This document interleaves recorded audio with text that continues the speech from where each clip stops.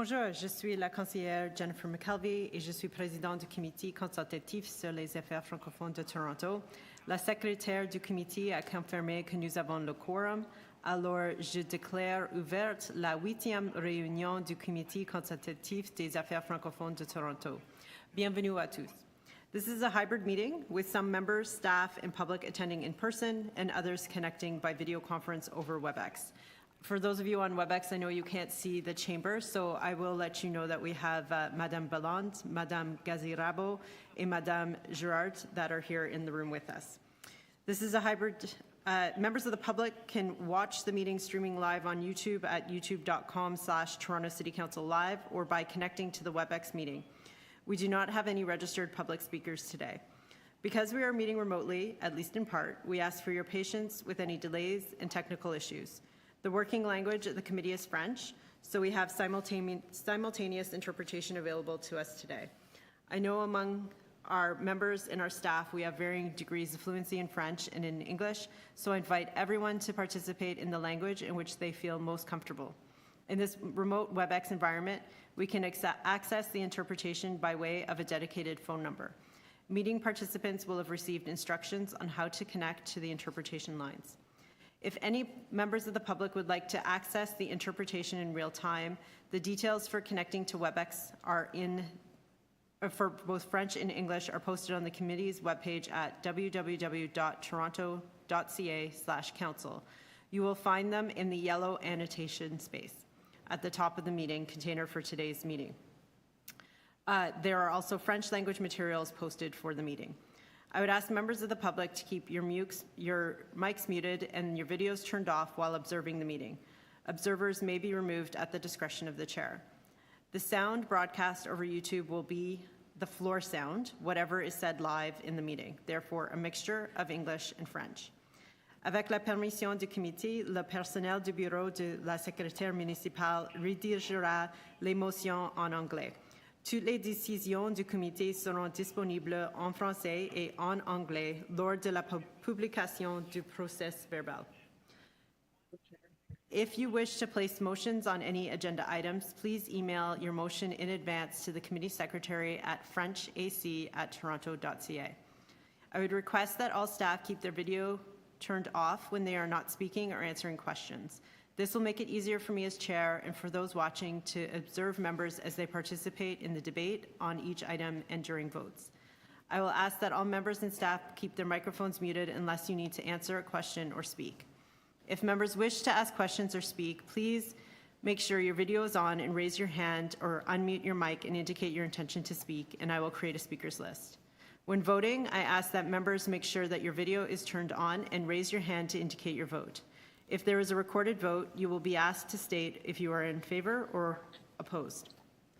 Nous reconnaissons que la terre sur laquelle nous nous réunissons est le territoire traditionnel de nombreuses nations, notamment les Mississauga du Credit, les Anishinaabe, les Chippewa, les Haudenosaunee et les Wendat, et abrite maintenant de nombreux peuples diversifiés des Premières Nations, des Inuits et des Métis. Nous reconnaissons également que Toronto est couvert par traité 13 avec les Mississauga du Credit. I will now call for declarations of interest. Est-ce qu'il y a des déclarations d'intérêt au titre de la loi sur les conflits d'intérêts municipaux? Si vous avez un intérêt, veuillez lever la main ou activer le microphone. Seeing none, I will call for a motion. Puis-je avoir une motion d'adoption du procès verbal du 28 octobre 2021? Y a-t-il un proposeur? Je propose. Madame Balland est le proposeur. En faveur? Contre? Motion adoptée. Avant de passer au premier point à l'ordre du jour, et comme s'il s'agit de notre dernière réunion du mandat, j'aimerais vous remercier tous pour les services que vous avez rendus à ce comité et à la Ville de Toronto. Vous avez fait un travail important en conseillant de ville sur les besoins et les perspectives des communautés francophones. Vous avez partagé vos réflexions sur les plans de redressement de Toronto après la COVID, le racisme anti-noir, l'adhésion de la ville à l'AFMO et les arts et la culture, pour n'en citer que quelques-uns. Même encore, je vous souhaite tout le succès possible. Thank you so very much to all of you for your service, and it's nice to have some of you here in person today for our last meeting. Nous avons 4 points à notre ordre du jour aujourd'hui. Commençons au premier point. FA 8.1, Bureau du Québec à Toronto. Catherine Tadros, chef de poste du Bureau du Québec à Toronto, est avec nous pour faire une présentation au comité. Bienvenue, Madame Tadros. S'il vous plaît, allez-y avec votre présentation. Alors, merci beaucoup, Madame McKelvey. Merci beaucoup au comité consultatif sur les affaires francophones de la Ville de Toronto de m'avoir invité aujourd'hui pour parler du Bureau du Québec à Toronto. Je me rends compte en regardant autour de la salle que le bureau a déjà travaillé avec plusieurs personnes présentes, que ce soit dans le domaine culturel avec Marcel Line ou Lise Bellan et Serge dans le domaine de l'éducation, et même Patrick Tobin, on a réalisé un symposium sur l'art public à l'automne dernier. Mais tout le monde a travaillé avec un petit segment de notre bureau, un mandat particulier. Alors aujourd'hui, ça va me donner l'occasion de parler du bureau dans son ensemble pour commencer, et ensuite parler de notre fonction et notre mandat en francophonie canadienne de façon plus spécifique. Donc, prochaine acétate. Donc, mon nom est Catherine Tadros. Je suis chef de poste depuis 4 ans maintenant au Bureau du Québec à Toronto. Et peut-être la prochaine acétate? Merci. Donc, je trouvais ça très important de venir ici à la Ville de Toronto parce que ça fait près de 50 ans maintenant que le Québec a un bureau dans la ville reine. Et nous sommes vraiment très engagés à être ici pour parler du Québec et promouvoir et défendre les intérêts du Québec, non seulement en Ontario, mais aussi dans l'Ouest canadien. Donc, notre géographie de responsabilité, c'est toutes les provinces et territoires à l'Ouest du Québec. On a une équipe de 12 personnes ici à Toronto, mais nous avons 3 personnes aussi à Vancouver et depuis le mois d'août dernier, 1 personne à Calgary. Donc, pour ceux qui se demandent pourquoi, le Québec a un bureau à Toronto. Prochaine acétate, vous allez voir qu'en fait, on a 3 bureaux.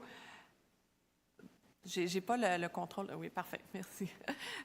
Nous avons 3 bureaux du Québec au Canada. Donc, le nôtre, que je vous disais, couvre tout ce qui est à l'ouest du Québec. On a aussi un bureau à Ottawa pour les relations provinciales fédérales.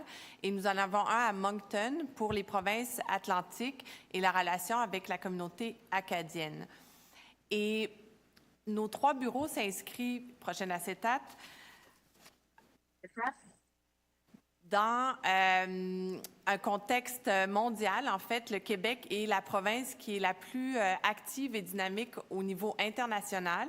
On a plus de 34 bureaux partout autour du monde et depuis des décennies.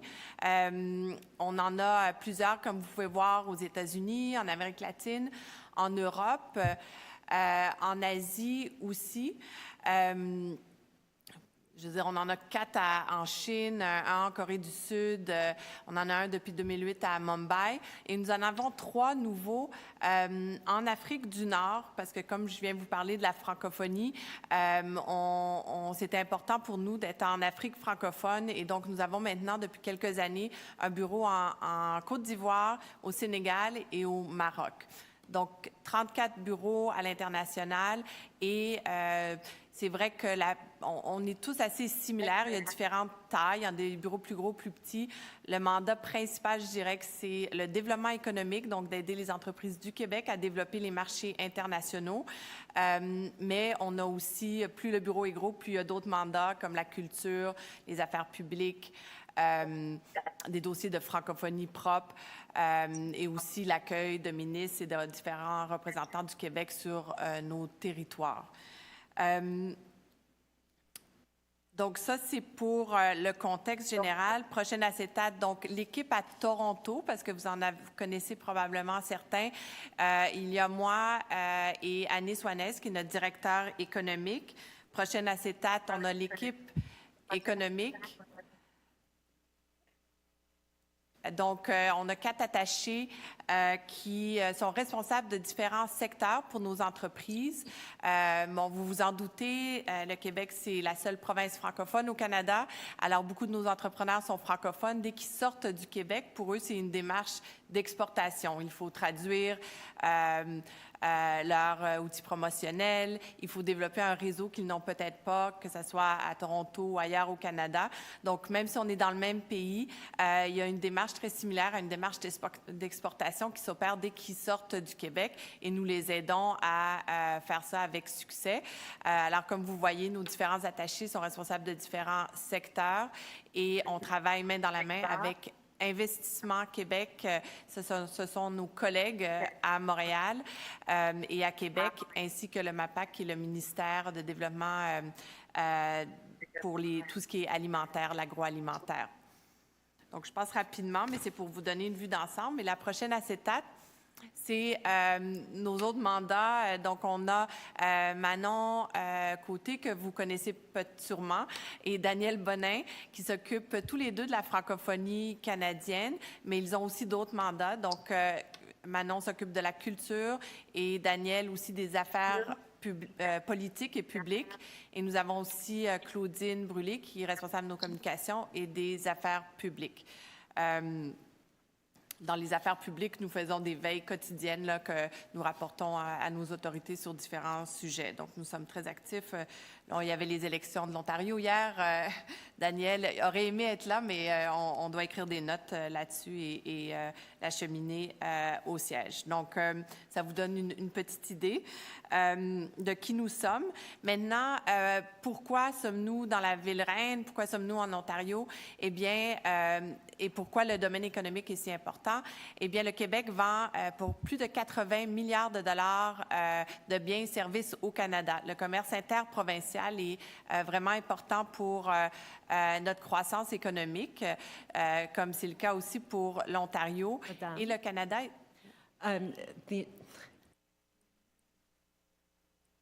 Oh, I'm sorry. Okay. How much time do I have, though? Okay. Donc, le commerce interprovincial, on n'en parle pas beaucoup. On parle souvent du commerce international, mais c'est absolument fondamental à notre croissance économique. Et je suis biaisée, mais moi, je souhaite qu'on en parle plus parce que c'est tellement important, nos relations interprovinciales, notamment dans le domaine économique. Plus de la moitié de nos ventes de biens et services au Canada, donc du Québec au Canada, viennent ici en Ontario. C'est peut-être pas une surprise, c'est la province la plus populeuse, presque 2 fois la population du Québec. Donc, c'est un partenaire vraiment important pour nous. Mais les autres provinces aussi sont importantes. L'Alberta, c'est presque 10 milliards de dollars de vente de biens et services. La Colombie-Britannique, 7,5 milliards de dollars. On vend plus en Colombie-Britannique quand on vend en Chine. On vend plus au Nouveau-Brunswick qu'on vend en France. Donc, c'est juste pour vous donner une ordre de grandeur de l'importance du commerce interprovincial. Donc, prochaine acétate.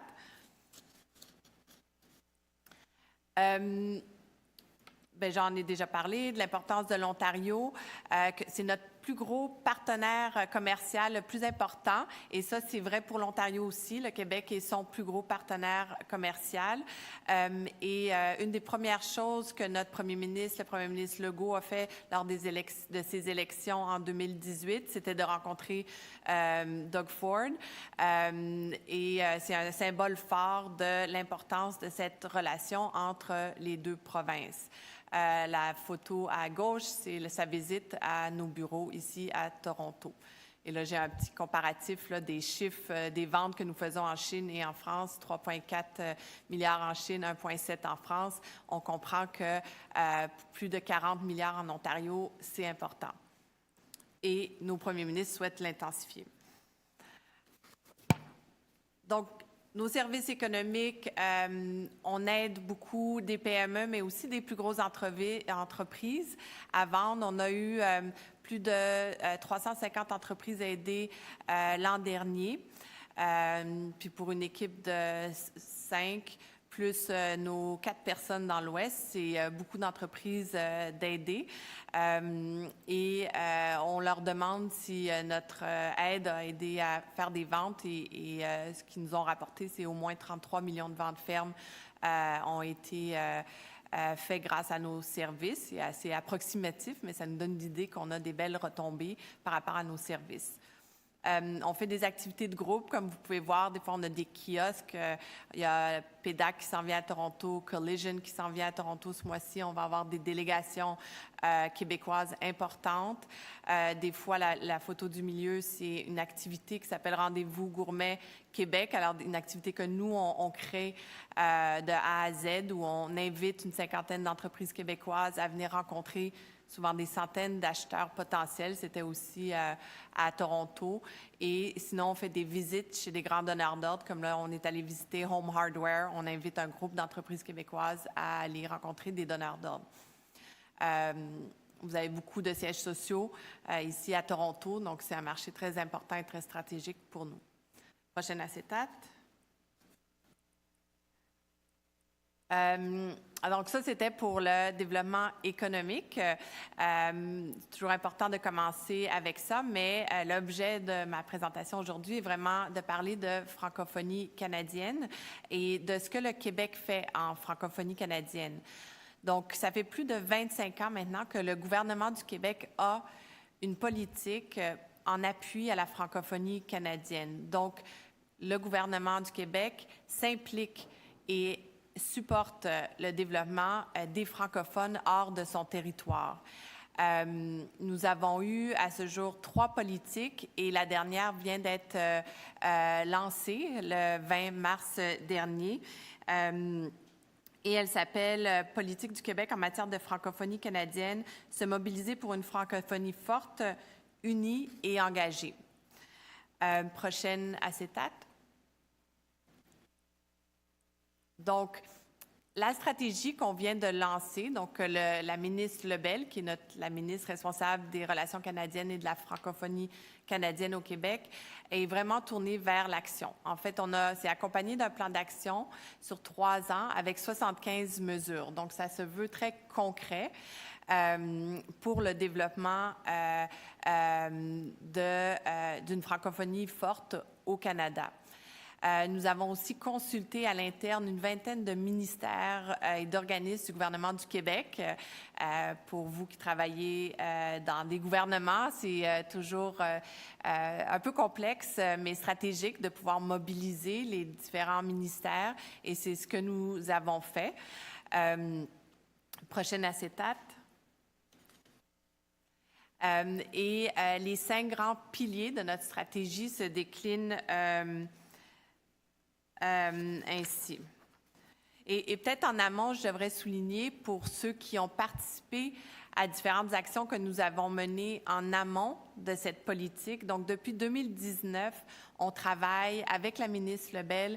Elle a fait une tournée des communautés francophones partout au Canada. Elle a visité presque toutes les provinces.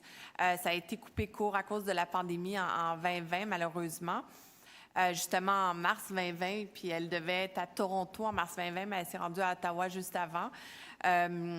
Et on a fait aussi un sommet sur le rapprochement des francophonies canadiennes. Je sais que plusieurs d'entre vous ont participé. Alors, il y avait tout un processus de consultation, parce que c'est sûr que là, le Québec veut supporter des citoyens qui ne sont pas dans sa juridiction. Donc, c'était très important pour la ministre d'être à l'écoute et de répondre aux besoins réels vécus sur le terrain et non pas de dire qu'est-ce qu'il fallait être fait dans le reste du Canada. C'était pas du tout ça l'intention. Il y avait vraiment un travail de co-création dans tout ça. Donc, Au bout de ce processus, 5 grands créneaux ont été définis, soit favoriser une meilleure connaissance mutuelle et une plus grande ouverture réciproque des communautés francophones et du Québec.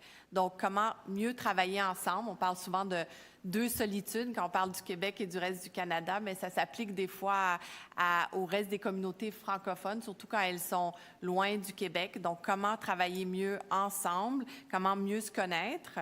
Et ça vaut aussi pour les Québécois, des fois qui ont une méconnaissance des francophones à l'extérieur de son territoire.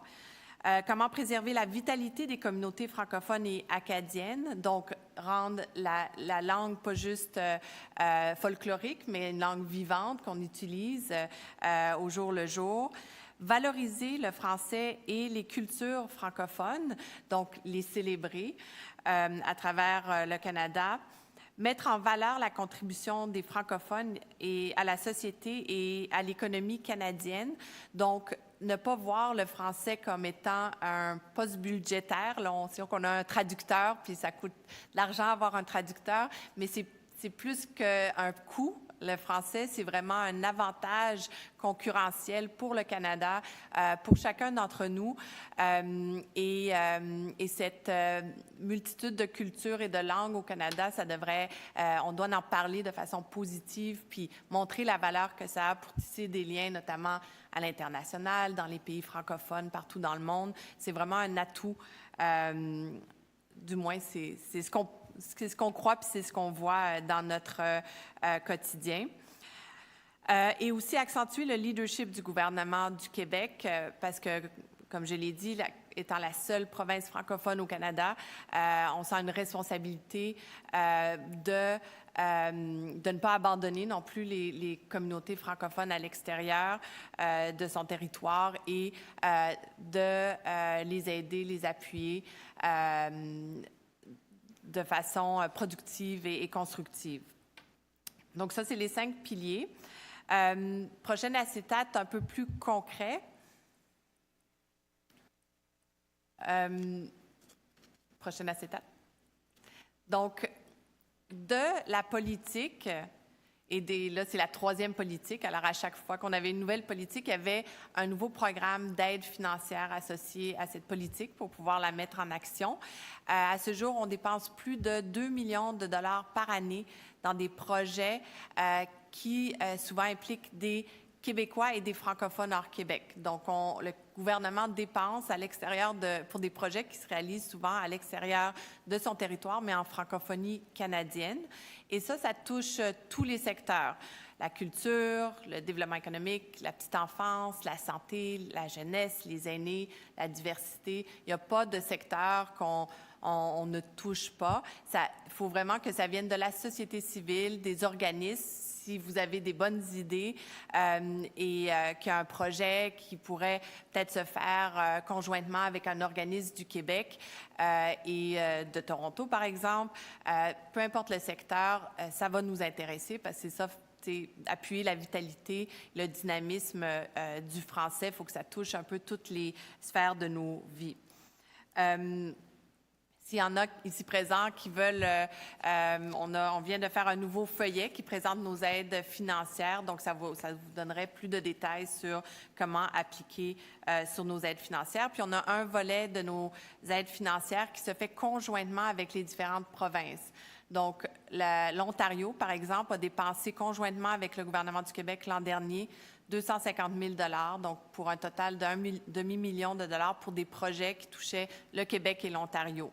Parce qu'on trouve ça important aussi d'amener les autres provinces à appuyer les francophones conjointement avec notre programme. Donc, on ne veut pas le faire en retrait là, de ce qui se fait dans les provinces. On veut le faire avec les différents gouvernements. Prochaine acétate. Donc, pour parler plus spécifiquement de Toronto, j'ai fait une petite recherche. Là, on va plus par province habituellement, mais on a fait une recherche. Puis dans les 3 dernières années, on a aidé à subventionner 55 projets à Toronto pour plus de 300 000 $. Je pense qu'on est un des seuls gouvernements là, hors Ontario à vraiment concrètement donner de l'argent. Même des pays francophones n'ont pas ce genre de budget à contribuer à des projets conjoints. Donc, on est très fiers de ça. Juste pour vous donner quelques idées, là, puis j'ai la liste des 55 projets, mais par exemple, ce fonds nous permet d'aider la Semaine de la francophonie de Toronto. Votre maire, John Tory, a été très présent. Il était présent en 2019, justement. Et le Bureau du Québec est un des 2 membres fondateurs, il y a, je pense, 22 ans maintenant, de cette Semaine de la francophonie de Toronto. Donc, ça, c'est un exemple concret de notre contribution. En termes culturels, il y a multiples projets qu'on appuie, que ce soit Ciné Franco, Francophonie en fête, Frank Open Mic, le Théâtre français de Toronto et j'en passe. Ça, c'est un secteur qui connaît bien nos services d'aide habituellement, donc on a beaucoup de demandes dans le domaine de la culture. Le domaine économique, je dirais que ça fait peut-être 3-4 ans qu'on le développe plus proactivement, tout ce qui est francophonie économique. Par exemple, on a fait un projet avec la Société économique de l'Ontario et le Toronto Global Forum, qui est en fait un organisme québécois qui fait la conférence de Montréal pour faire un sommet francophone sur la francophonie économique. Donc, on avait 3 panels lors du Toronto Global Forum à l'automne dernier en français, parce qu'on se dit pourquoi à Toronto, il y a beaucoup de francophones. La programmation n'a pas besoin d'être uniquement en anglais. Il peut y avoir des bouts de la programmation en français. Canada, pays bilingue, donc c'est ça qui est arrivé. Puis je pense que ça a eu beaucoup de succès. On a eu beaucoup de personnes qui étaient présentes. Puis ça a permis d'avoir plus de voix autour de la table des francophones qui venaient parler de sujets économiques.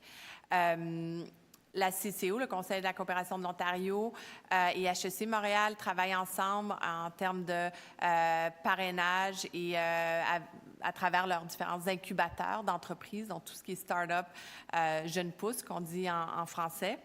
Le Conseil scolaire Viamonde et idées éducation entrepreneuriale a développé aussi des projets ensemble dans le milieu éducatif, tout ce qui est entrepreneurship. Et on en a eu d'autres. Je mentionne le Franco-Queer et le Centre Interligne qui ont fait des ateliers de sensibilisation dans les écoles francophones de l'Ontario. Alors ça, c'est vraiment juste pour vous donner des idées plus concrètes. Là. Des fois qu'on parle de programme, c'est un peu abstrait. Mais c'est le genre de programme qu'on appuie. Donc, autre acétate. Et c'est ma dernière, en fait. C'est juste un autre projet qu'on a démarré en pleine pandémie, en fait, l'an dernier. C'est un prix du commerce Ontario-Québec en francophonie. Donc, c'est le gouvernement de l'Ontario et du Québec qui, ensemble, remettent un prix de 10 000 $ à une entreprise et du Québec et de l'Ontario qui se démarque dans son commerce interprovincial, mais qui utilise encore le français. On sait que beaucoup d'entreprises qui sortent du Québec, qui viennent vendre en Ontario, souvent ils vont juste le faire en anglais, mais nous, on ne veut pas qu'ils négligent les communautés francophones de l'Ontario. On veut qu'ils continuent de s'adresser de façon bilingue au marché ontarien. Et la même chose quand les Ontariens francophones vont au Québec. Il y a une approche en francophonie. Et donc, on a donné les premiers prix l'an dernier en compagnie de la ministre Mulroney puis la ministre Lebel. Et ça se fait avec la Fédération des gens d'affaires de l'Ontario et la Fédération des chambres de commerce du Québec. Alors, même juste en développant ce prix-là, on rassemble des communautés économiques francophones de part et d'autre. Aussi, c'est intéressant parce que recours aussi du Ontario Chamber of Commerce, c'était le maître de cérémonie et le chef du jury. Donc, il y a aussi les communautés anglophones qui font partie de ça parce que la francophonie économique, ça bénéficie tout le monde. Donc, voilà qui met fin, en fait, à ma présentation. Vous m'avez donné 20 minutes. J'espère que ça vous donne un bon aperçu de ce qu'on fait puis comment on est actif en francophonie canadienne et notamment à Toronto. Et vous comprenez un peu mieux notre présence ici dans la ville reine depuis maintenant près de 50 ans. Donc, merci. Merci. Est-ce qu'il y a des questions pour Madame Tadros? OK. Sur l'écran, Monsieur Paul et après Monsieur Paul, 5 minutes. OK, je vais faire très très vite. Merci, merci Catherine pour cette présentation, même si je connaissais déjà bien le Bureau du Québec. J'en ai appris, donc c'est très très intéressant. On essaye beaucoup de développer, effectivement, comme tu as dit, l'économie francophone. Et j'étais très surpris et agréablement surpris de voir le nombre d'entreprises québécoises qui viennent s'installer ici en Ontario. Que le Bureau du Québec, c'est dans les ventes fermes dont tu as parlé, combien de choses sont faites en français encore en Ontario? Je pose cette question-là parce qu'effectivement, on peut prouver que faire du commerce en français en Ontario, c'est une bonne chose. Ça peut prouver encore la force économique des francophones en Ontario. Est-ce que vous avez ces chiffres-là, par exemple? Je ne suis pas sûre de comprendre, mais les ventes fermes dans le secteur, dans la communauté francophone, est-ce que c'est ça? Oui, c'est-à-dire que donc, tu disais que les entreprises québécoises viennent en Ontario, se transforment complètement parce que c'est vraiment une vraie exportation en anglais, mais est-ce qu'ils continuent à faire des affaires en français en Ontario ou alors c'est majoritairement en anglais? Bien, je pense que c'est majoritairement anglais, sauf que ça se peut très bien qu'un Québécois arrive à une rencontre d'affaires, parle en anglais à un Franco-ontarien. Alors, on se rend compte que souvent, les gens s'adaptent à un milieu anglophone, mais en fait, tout le monde n'est pas anglophone. C'est juste, on prend pour acquis que les gens vont être anglophones. Donc, et c'est ça qu'on tente de démystifier. On a fait plusieurs activités, puis on va continuer à en faire, où quand on a des délégations de gens d'affaires francophones, on l'a fait il y a quelques semaines avec la SEO, et on va le faire dans quelques semaines avec la CCO lors de Collision, mais on va inviter nos délégations d'affaires francophones à rencontrer des gens d'affaires francophones à Toronto pour qu'ils développent ensemble le réseau. Et ça, je pense que ça a beaucoup d'avantages parce qu'on le sait, le développement d'affaires, c'est des relations interpersonnelles, c'est des relations de confiance. Et quand on partage une même langue commune, des mêmes repères culturels, etc., ça peut faciliter, dans le fond, le développement d'un réseau d'affaires. Donc, on mise beaucoup là-dessus. Et je pense que ça va se faire de plus en plus quand on va pouvoir organiser des espaces où les gens d'affaires peuvent faire des affaires en français. Mais je pense que souvent, quand les Québécois viennent en Ontario, là, ils parlent en anglais puis ils sont prêts à parler en anglais. Mais ça ne veut pas dire que tous leurs interlocuteurs ne peuvent pas parler français. Alors, c'est ça qu'on essaie de démystifier. C'est-tu les questions, Serge? Oui, merci beaucoup. Merci. Madame Lynn, 5 minutes. Merci Catherine Tadros pour cette belle présentation et surtout de la part de Ciné Franco, un grand merci. Je voudrais souligner justement le dynamisme et la souplesse aussi d'esprit du Bureau du Québec à Toronto par rapport à la culture cinématographique.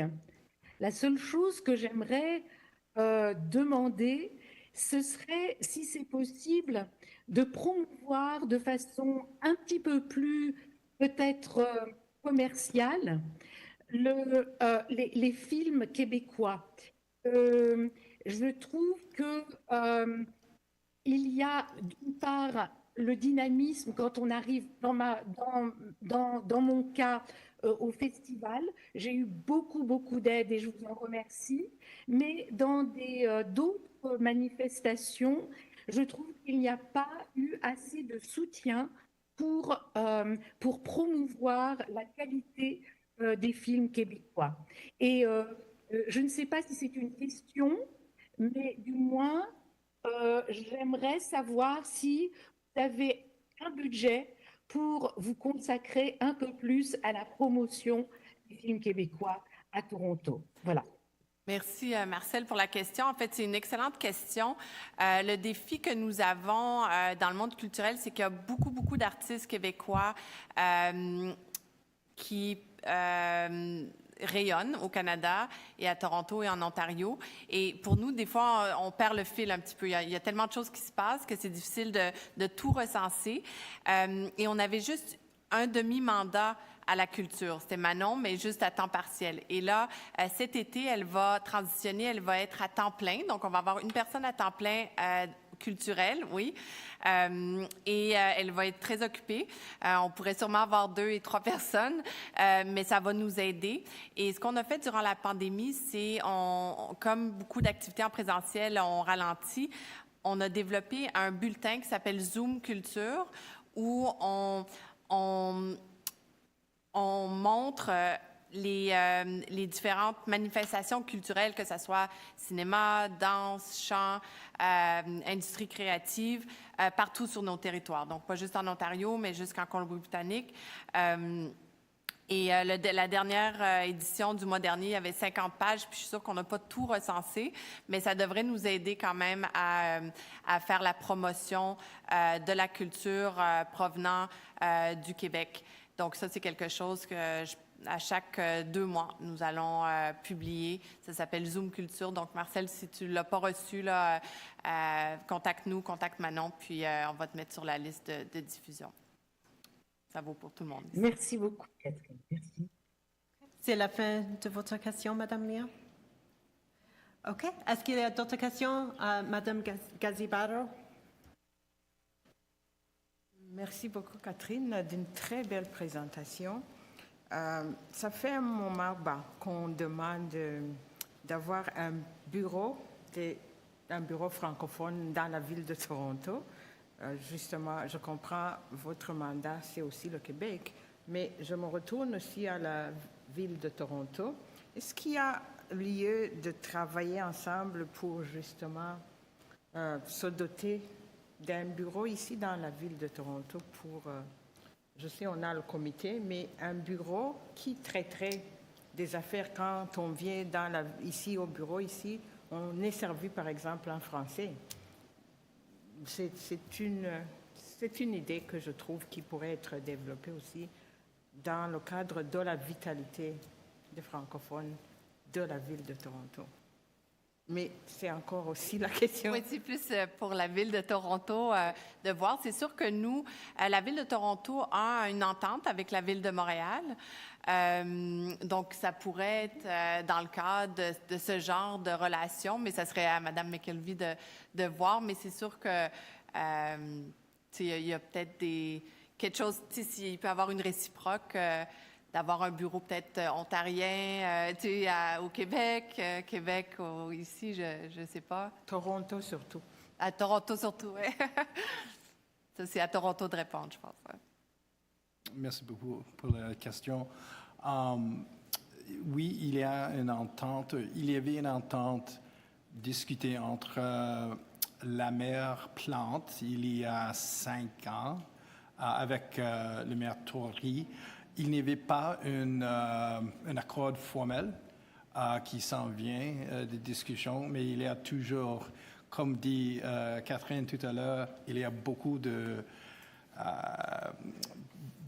dossiers partagés, beaucoup d'efforts envers le partenariat avec non seulement la Ville de Montréal, mais aussi le gouvernement de Québec. En ce qui concerne une présence physique, est-ce que vous pourriez clarifier un peu la question en ce qui concerne l'EDIFAS? C'est d'obtenir des services ici, au sein de la Ville de Toronto, dans les bureaux, dans les services. Quand je viens, je dois toujours parler en anglais. Quand j'appelle pour les services, même de soutien, il n'y a aucun service qui peut me répondre en français. Et je trouve que ce serait vraiment une bonne idée d'avoir des services d'administration ici en français.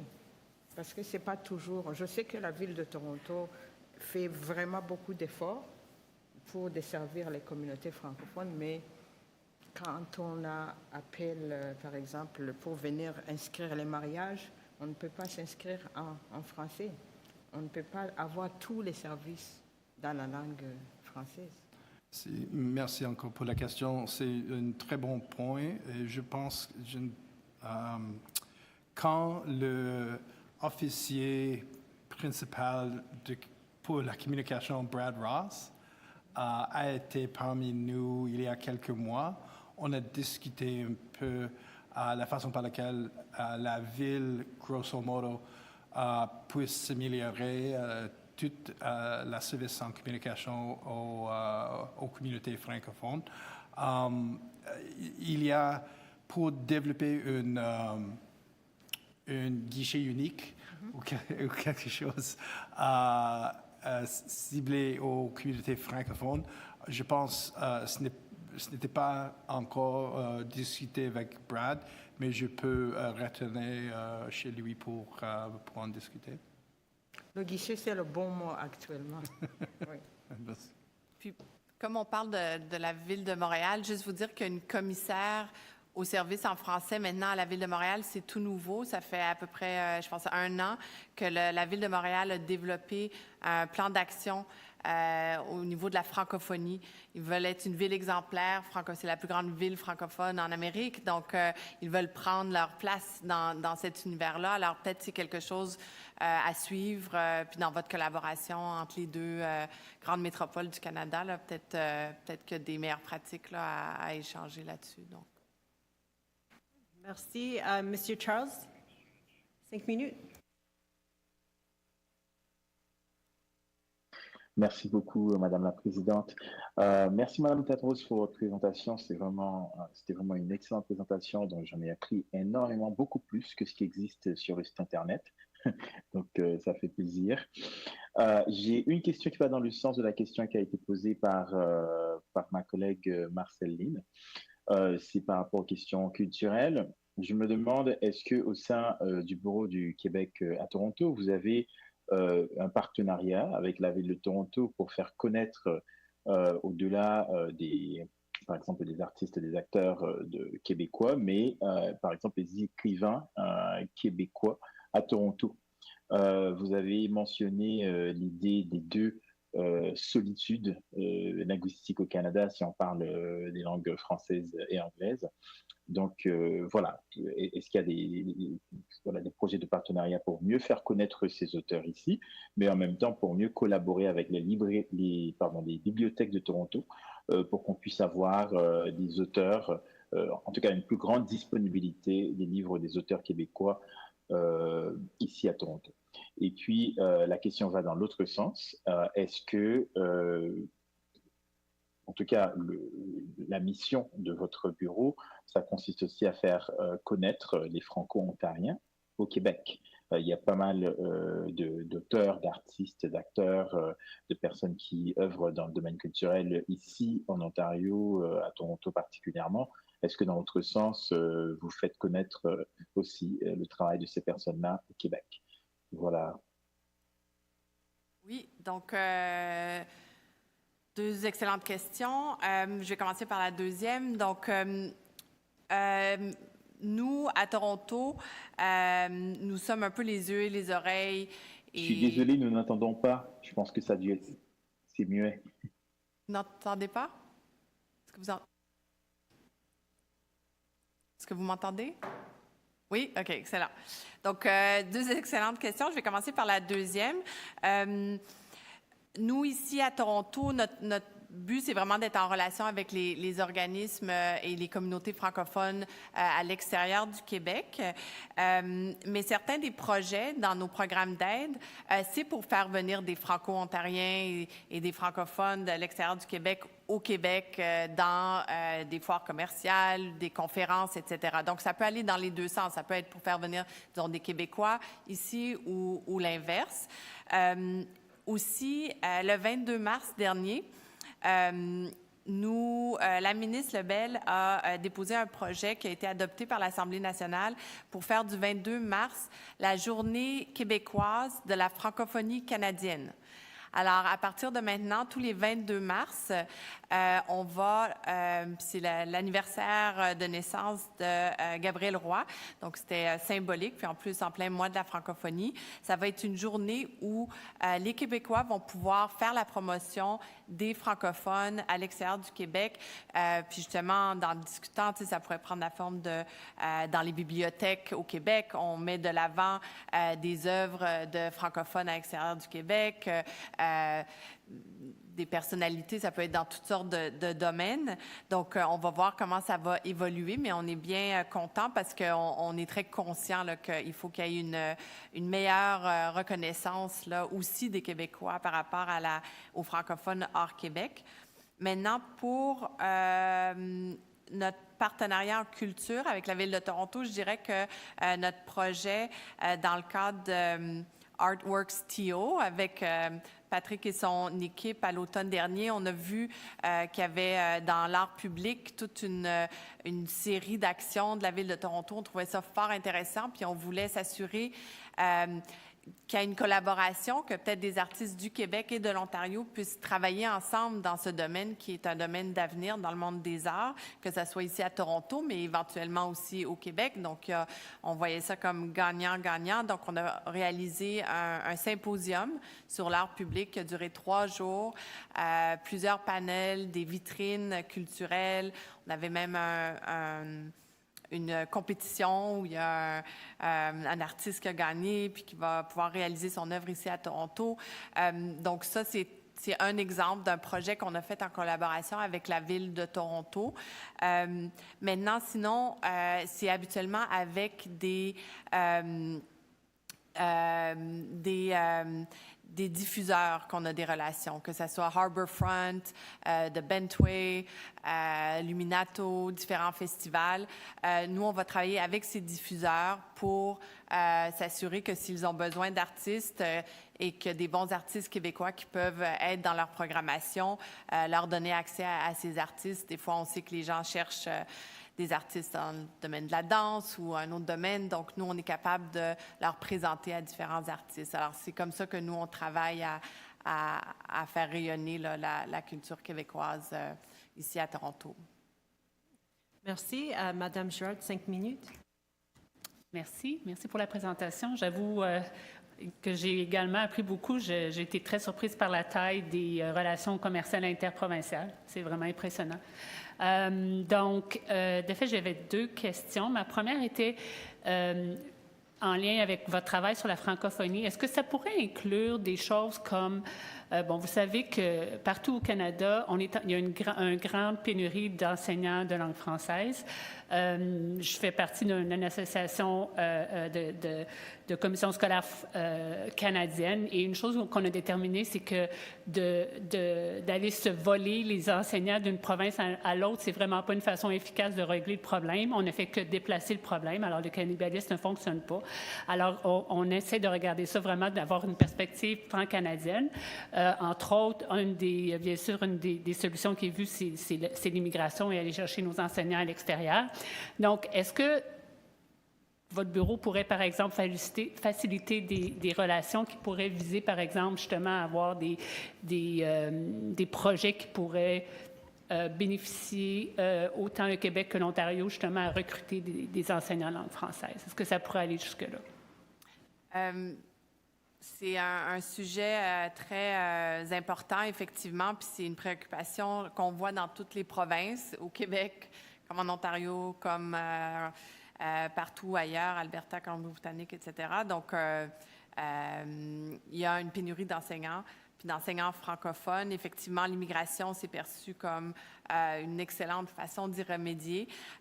Ceci étant dit, le Québec, je pense que ça nous ferait plaisir de participer à des efforts pour recruter, mais souvent, en fait, c'est les autres provinces qui préfèrent se dissocier un peu du Québec parce que le Québec puis là, je parle en toute transparence, tout le monde...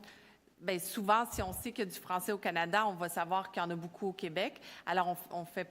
C'est un peu de la concurrence qui est difficile à... Tu sais, on a une attraction, je pense, envers les francophones. Puis c'est plus difficile, hors Québec, de recruter des enseignants francophones.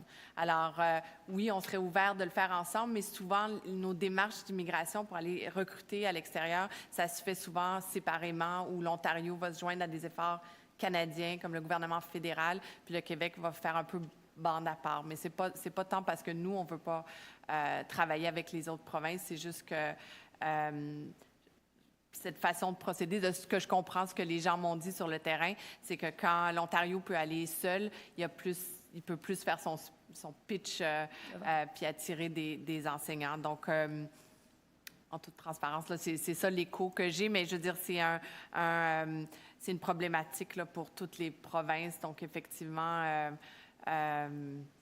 j'ai pas la solution, là, mais c'est quelque chose. Parce que c'est dommage de voir qu'il y a autant d'enfants puis de parents d'enfants qui veulent envoyer leurs enfants dans des écoles francophones ou d'immersion, puis qu'il n'y a pas assez de place. Je veux dire, ça serait tellement une façon assez facile et naturelle de rendre le pays plus bilingue, puis plus de renforcer la francophonie, mais c'est vraiment un problème de main-d'œuvre. Puis j'étais au Québec là, les derniers 10 jours, puis le problème de pénurie de main-d'œuvre en général dans tous les secteurs, c'est un gros problème en ce moment. Donc, oui, ça va nous prendre quelques années, je pense, avant de remédier à cette problématique.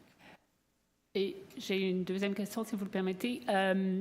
De fait, parce que souvent, bon, je travaille dans une association de conseils scolaires et souvent, je reçois souvent des appels ou des courriels de gens du Québec qui veulent, qui ont des produits ou des programmes qu'ils aimeraient présenter au Conseil scolaire de langue française en Ontario, donc ils passent par l'association. Une chose que je constate, c'est que les conseils scolaires semblent souvent croire que les Québécois ne comprennent pas nécessairement bien les réalités franco-ontariennes, donc les produits ne sont pas toujours adaptés aux réalités franco-ontariennes. Et je ne sais pas si c'est vrai ou non, mais c'est souvent la réaction que je reçois de mes conseils scolaires. Donc, il n'y a pas nécessairement une grande ouverture par rapport à ces produits-là, qui peuvent être des produits très intéressants. Donc, je me demandais si il y aurait peut-être avantage à avoir certaines discussions, plutôt que les Québécois arrivent avec un produit tout fini. Donc, il y aurait peut-être avantage à avoir des discussions au niveau du développement du produit, même s'il faut développer une autre version du même produit pour justement aller chercher ce niveau d'adaptation-là de la réalité franco-ontarienne qui ferait que probablement les produits québécois seraient mieux acceptés dans les conseils scolaires de langue française. Oui. Bien, c'est pour ça que nous, on organise des rencontres avec des acheteurs potentiels. Tu sais, puis ça vaut dans tous les domaines. Tu as un produit, puis si ça ne convient pas à celui qui veut l'acheter, il faut que tu le modifies. Donc, puis cette discussion avec ton acheteur potentiel te permet soit de faire une vente ou de savoir pourquoi ça n'a pas fonctionné, puis après de retourner à ta table à dessin puis de refaire ton produit. Donc, si votre association est ouverte à faire un peu, expliquer le contexte, mais je pense que des initiatives comme le 22 mars avec la Journée québécoise des francophones au Canada. Qu'est-ce que j'ai dit? Il me semble que je l'ai bien dit la première fois. Mais tout ça, ça va venir avec le temps aussi, cette meilleure connaissance de c'est quoi la francophonie en situation minoritaire, etc. Donc, mais tout à fait, là, je pense que ça serait gagnant-gagnant pour que les entreprises québécoises puissent aussi faire des affaires avec une meilleure connaissance. Donc, on est très conscient que c'est un enjeu. On tente de travailler aussi là-dessus. Donc, merci. Mais merci de donner votre feedback à ces entreprises directement parce que c'est à travers ce genre de rétroaction qu'ils vont évoluer aussi. Là, donc, Puis normalement, je le donne parce que moi, je n'ai pas de pouvoir décisionnel. Ce sont mes conseils scolaires. Moi, je ne fais que passer l'information, mais en bout de ligne, c'est mes conseils scolaires qui décident s'ils acceptent ou non. Mais c'est souvent le feedback que j'ai de mes conseils scolaires. Donc, des fois, sans même regarder le produit, ont déjà peut-être certains préjugés à savoir que ça ne sera pas nécessairement adapté à la... Donc, il y aurait certainement un niveau de travail à faire à ce niveau-là. Parce que je ne pense pas que ça peut être vrai dans certains cas, mais ce n'est pas nécessairement vérifié. Là, donc... Mais c'est comme quand on reçoit de la France, il y a toujours la Tour Eiffel, ou tu sais, c'est pas le même contexte. Donc, je pense que à chaque fois que tu changes un peu de territoire, il y a une adaptation à faire. Mais peut-être juste, tu sais, ça rentre dans le volet 1 d'une meilleure connaissance mutuelle. Tu sais, si vous pouvez encourager les conseils scolaires à prendre quelques minutes puis expliquer peut-être pourquoi c'est pas adapté, je pense que les gens vont réagir positivement parce qu'ils vont apprendre puis ils vont pouvoir faire des meilleurs produits et services à l'avenir. Donc, ça serait apprécié. Merci. Merci. Est-ce qu'il y a d'autres questions par les membres? OK.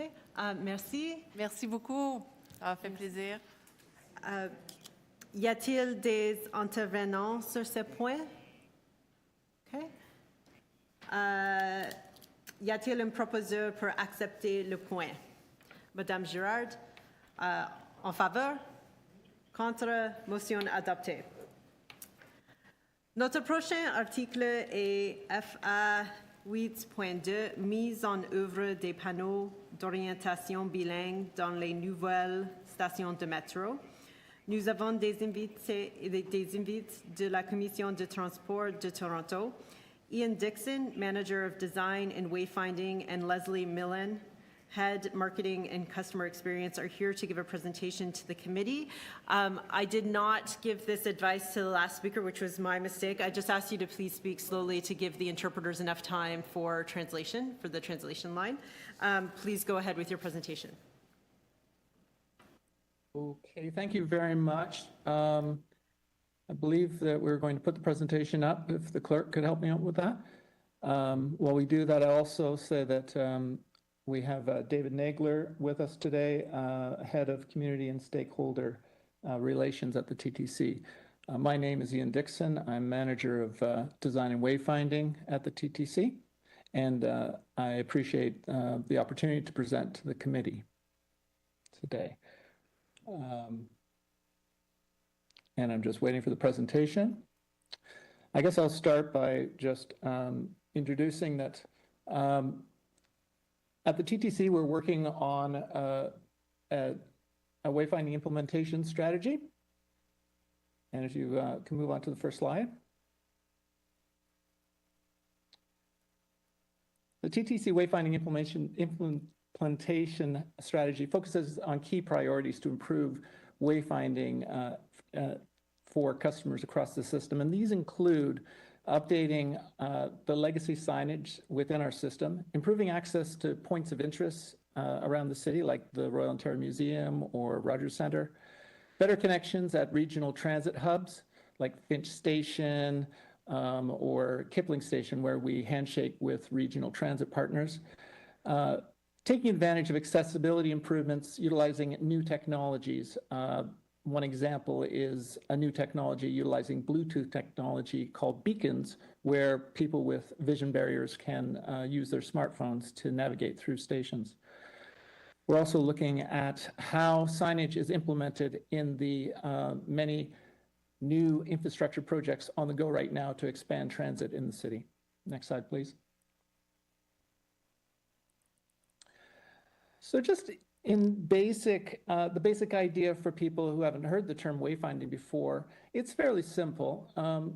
We produce self-navigation tools that answer some basic questions for customers. Where they are, where their destination is, what's the best way to get there, and how do they know when they've arrived? And once they've arrived, how they know their way back. So if we can answer these questions with our wayfinding system, our signs and our maps, we've pretty well met our objective. Moving on. So I'd like to focus in on some elements of the implementation strategy that are relevant to the audience today. Unilingual symbols, simplification of signage, and redesign of our maps. I'll go into a little more detail of each of these topics. Next. Unilingual symbols. The system incorporates many universally understood symbols. These universally recognized symbols are based on best practices from transit systems and public facilities around the world. They're considered to be unilingual because they convey a message without words in any language. And some examples here on the screen that you can see. We're utilizing symbols, shapes, and colors, and these are common within our system. Next slide. Another big part of our implementation is to simplify existing signage we have within the system. In this example I have on the screen, this is something we actually did within our Bloor Young station in the center of the city. We have two signs on the left that, by looking at them and really analyzing and simplifying and reducing extraneous copy and redundancy, we were able to reduce two signs into one and make the messages very simple. I mean, one of the main elements that we changed within this sign is the vertical circulation, what we would refer to stairways, escalators, and elevators. In this example, since all three options for customers are available to the left and right, they're redundant, and customers can make that decision when they reach that point to take a stairway, escalator, or elevator. And so we removed them from the sign and made the sign much easier to understand. Next slide. This is an example on how we're simplifying maps. On the left, we have the previous design, which was very, very complex and difficult for people to read. By simplifying the information, straightening out lines, utilizing information graphics like color coding and symbols, we've been able to simplify it and make it easier to understand. In the example on the right, you can see that we have red lines and green lines. So red lines representing regular service, green lines representing express service, and even dotted lines that help people understand that that service is only offered at some times like rush hour. Next slide. We've also looked at how our maps are displayed in the system. We've brought these new display cases that are large. They encase the maps and make them nice and big so people can understand them. And they include rear illumination, so they're nice and bright. In this example, we've displayed maps on three different levels. On the left, we have a system map that illustrates the subway system and streetcars across the city. In the center is a detailed map that displays all routes, including every bus route in the system. And on the right, we have a map that we developed in partnership with the City of Toronto's TO360 program that illustrates the local community walking distance around this particular facility and helps our customers with the last mile journey of their trip and indicates a sort of 5-minute walking radius around the station. Next slide. So what's next for us is the Wayfinding Implementation Strategy report will be presented to the board at a future meeting. At that time, we'll seek approval of the strategy by the board and direction to move forward the report to TTC's Advisory Committee on Accessible Transit, Metrolinx, and our regional transit partners. And one other element I'd like to go on to next slide. So last year, the TTC board asked us to report, they raised a motion to request costs to install bilingual signage in any existing subway station undergoing an overhaul, reconstruction, or renovation, as well as identify costs for all new wayfinding signage to be bilingual. Including bilingual messages will require an increase in sign size and result in additional costs in the fabrication and installation of signs. Now, additionally, our existing standards and policy support second languages within signage where it makes sense. And one example of this, it's very common for us to post service changes in some communities like we did along Spadina a year or two ago when we were doing track work. We posted signage in English and French, and that was quite effective for that group. So we do, on a regular basis, incorporate second language into our wayfinding system where it makes sense. So that's my short presentation. Thank you very much. And now I'll open it to questions, and myself and my colleagues online will attempt to answer them. Okay, thank you. Are there questions for the presenter?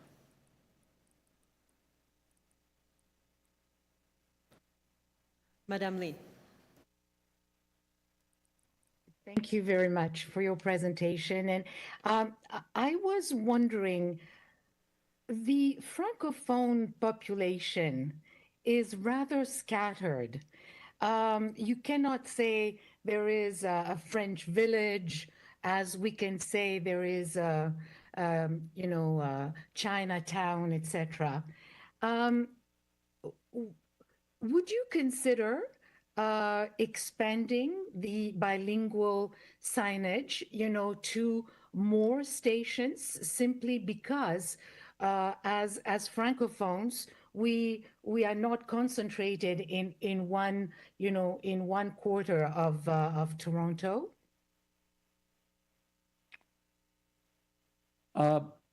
So currently, this is being considered by our board, and we are presenting a report on the costs of including bilingual signage, French bilingual signage within the system. So that is under consideration at the moment.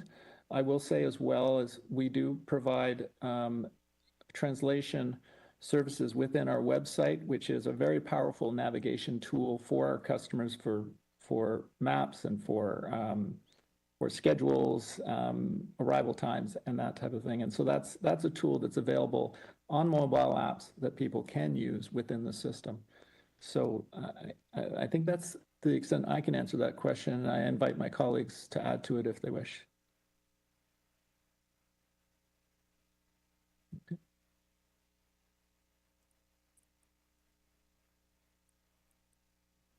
Okay, I think none of them had anything to add. Did any of them have anything to add to that? Nothing to add on my end. It's Leslie Milan. Thank you.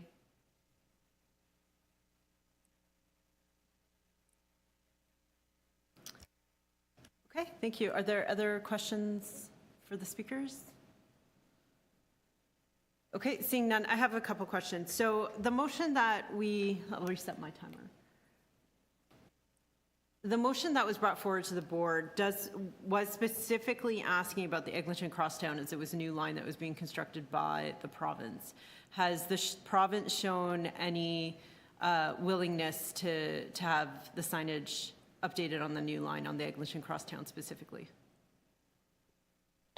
The signage on all expansion project, Eglinton Crosstown, will be a mixture of bilingual signage and unilingual signage. So I think the answer is yes, and that is currently incorporated to the design.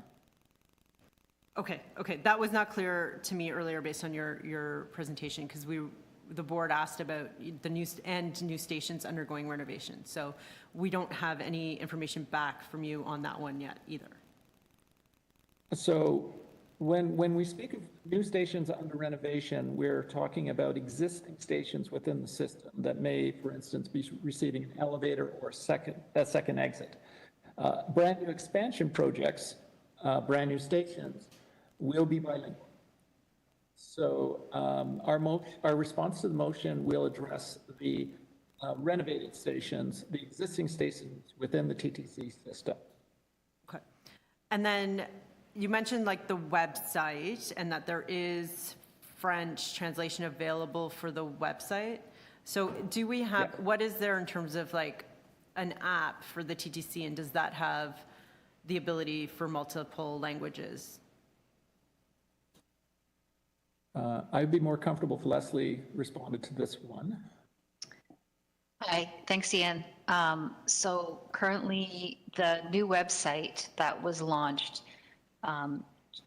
in October of 2021 was launched to address accessibility needs, and in particular, a site that would be readable and usable on a mobile device. The old website was not mobile enabled. With the launch of that website, we also embedded a Google Translate function in a variety of different languages. So it's a self-select at the top navigation where you can select your language of choice. So in addition to French, there are numerous languages that can be toggled, and then the site becomes enabled within your language of choice. It was built for customers in mind, for trip planning, and the functions that you see prominently on the site are really do speak to from the analysis and how the site was built to be customer focused first, and to ensure that the most relevant information is front and foremost once you sort of go to the landing page. Okay, and then, so this is now live, and while it's not an app per se, it is it's easily read on a smartphone. Correct. And the translation function is now readily available as well, the interface with the Google Translate. Okay, great. Mr. Paul has questions, 5 minutes. Oh, thank you, Mr. Chair. I have a comment more than a question. Just to let you know, Google Translate is not very efficient and in translating French. It makes the sentence very weird, and it can maybe make it more difficult to understand than when you read English. Just a heads up on that. But I will try on the website to see the efficiency, but we know it's very well known in the Francophone community that Google Translate is a bit of a joke.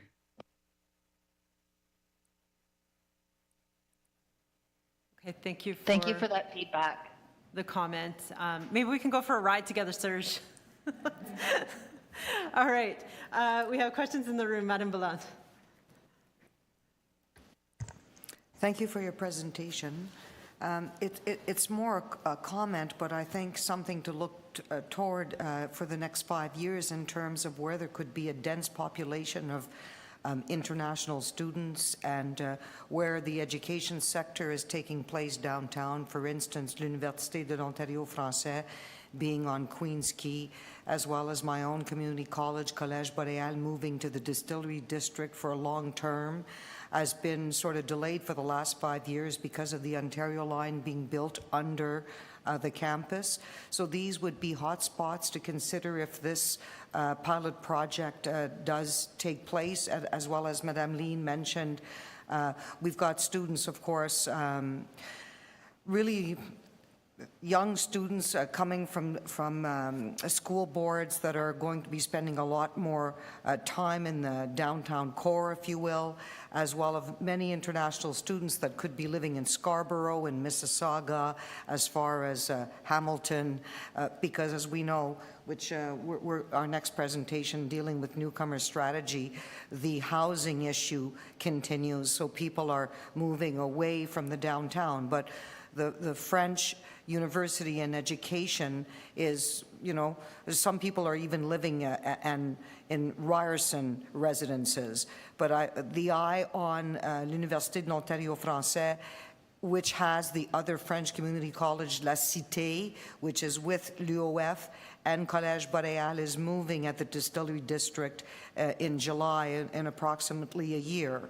We're going into a temporary facility for 5 years, taking a historic building the Artscape building, and then moving into our own campus once the Ontario line is being built. So you will have probably about 1,000 students in that core between the Daniels building at Queens Quay and the Distillery District. So many of our students that really are French first would really appreciate the opportunity to have those bilingual signs. And we're going to see a lot of youth and adults learning in French. So that really is just, let's keep our eye on that, because that would be a great place to pilot some bilingual signs. Thank you very much. What I can say in response to that, the good news is that bilingual signage is currently in the specification for the Ontario line. So the new stations that are built in that neighborhood will support bilingual signage. Wonderful. Okay, are there any other questions for the presenter? Madame Girard? I just wanted to add, and I'm glad to hear this was an excellent point made by my colleague, and I just wanted to add that in the same area, exact same spot, you have an affordable housing building for French seniors, Francophone seniors, that is subsidized by the City of Toronto, and where there's more than 200 people, French language people that lives there. So in that area is really a hotspot for Francophones, and I'm glad to know that they're going to get bilingual signage. Excellent point, thank you. Any other questions for the speaker? Seeing none, anybody want to speak to this point? Okay, seeing none, y a-t-il une proposition pour accepter le point? Madame Gazibaro, sorry, I mixed it up again. Madame Gazirabo, en faveur? Contre? Motion adoptée.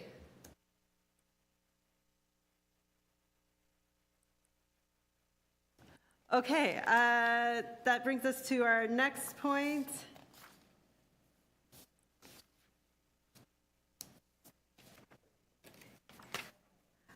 Notre prochain article est FA 8.3, la stratégie de Toronto pour les nouveaux arrivants. Vera Dodick, the manager for the Newcomer office, will give a presentation to the committee. Madame Dodick, s'il vous plaît, allez-y avec votre présentation. Thank you. Please go ahead with your presentation. Just a reminder, there is simultaneous translation happening, so just to be cognizant of the speed. Thank you very much, everyone, for having me as part of your meeting today. I'm very happy to provide a presentation of the Toronto Newcomer Strategy, which was approved by City Council a year ago on June the 9th, 2021.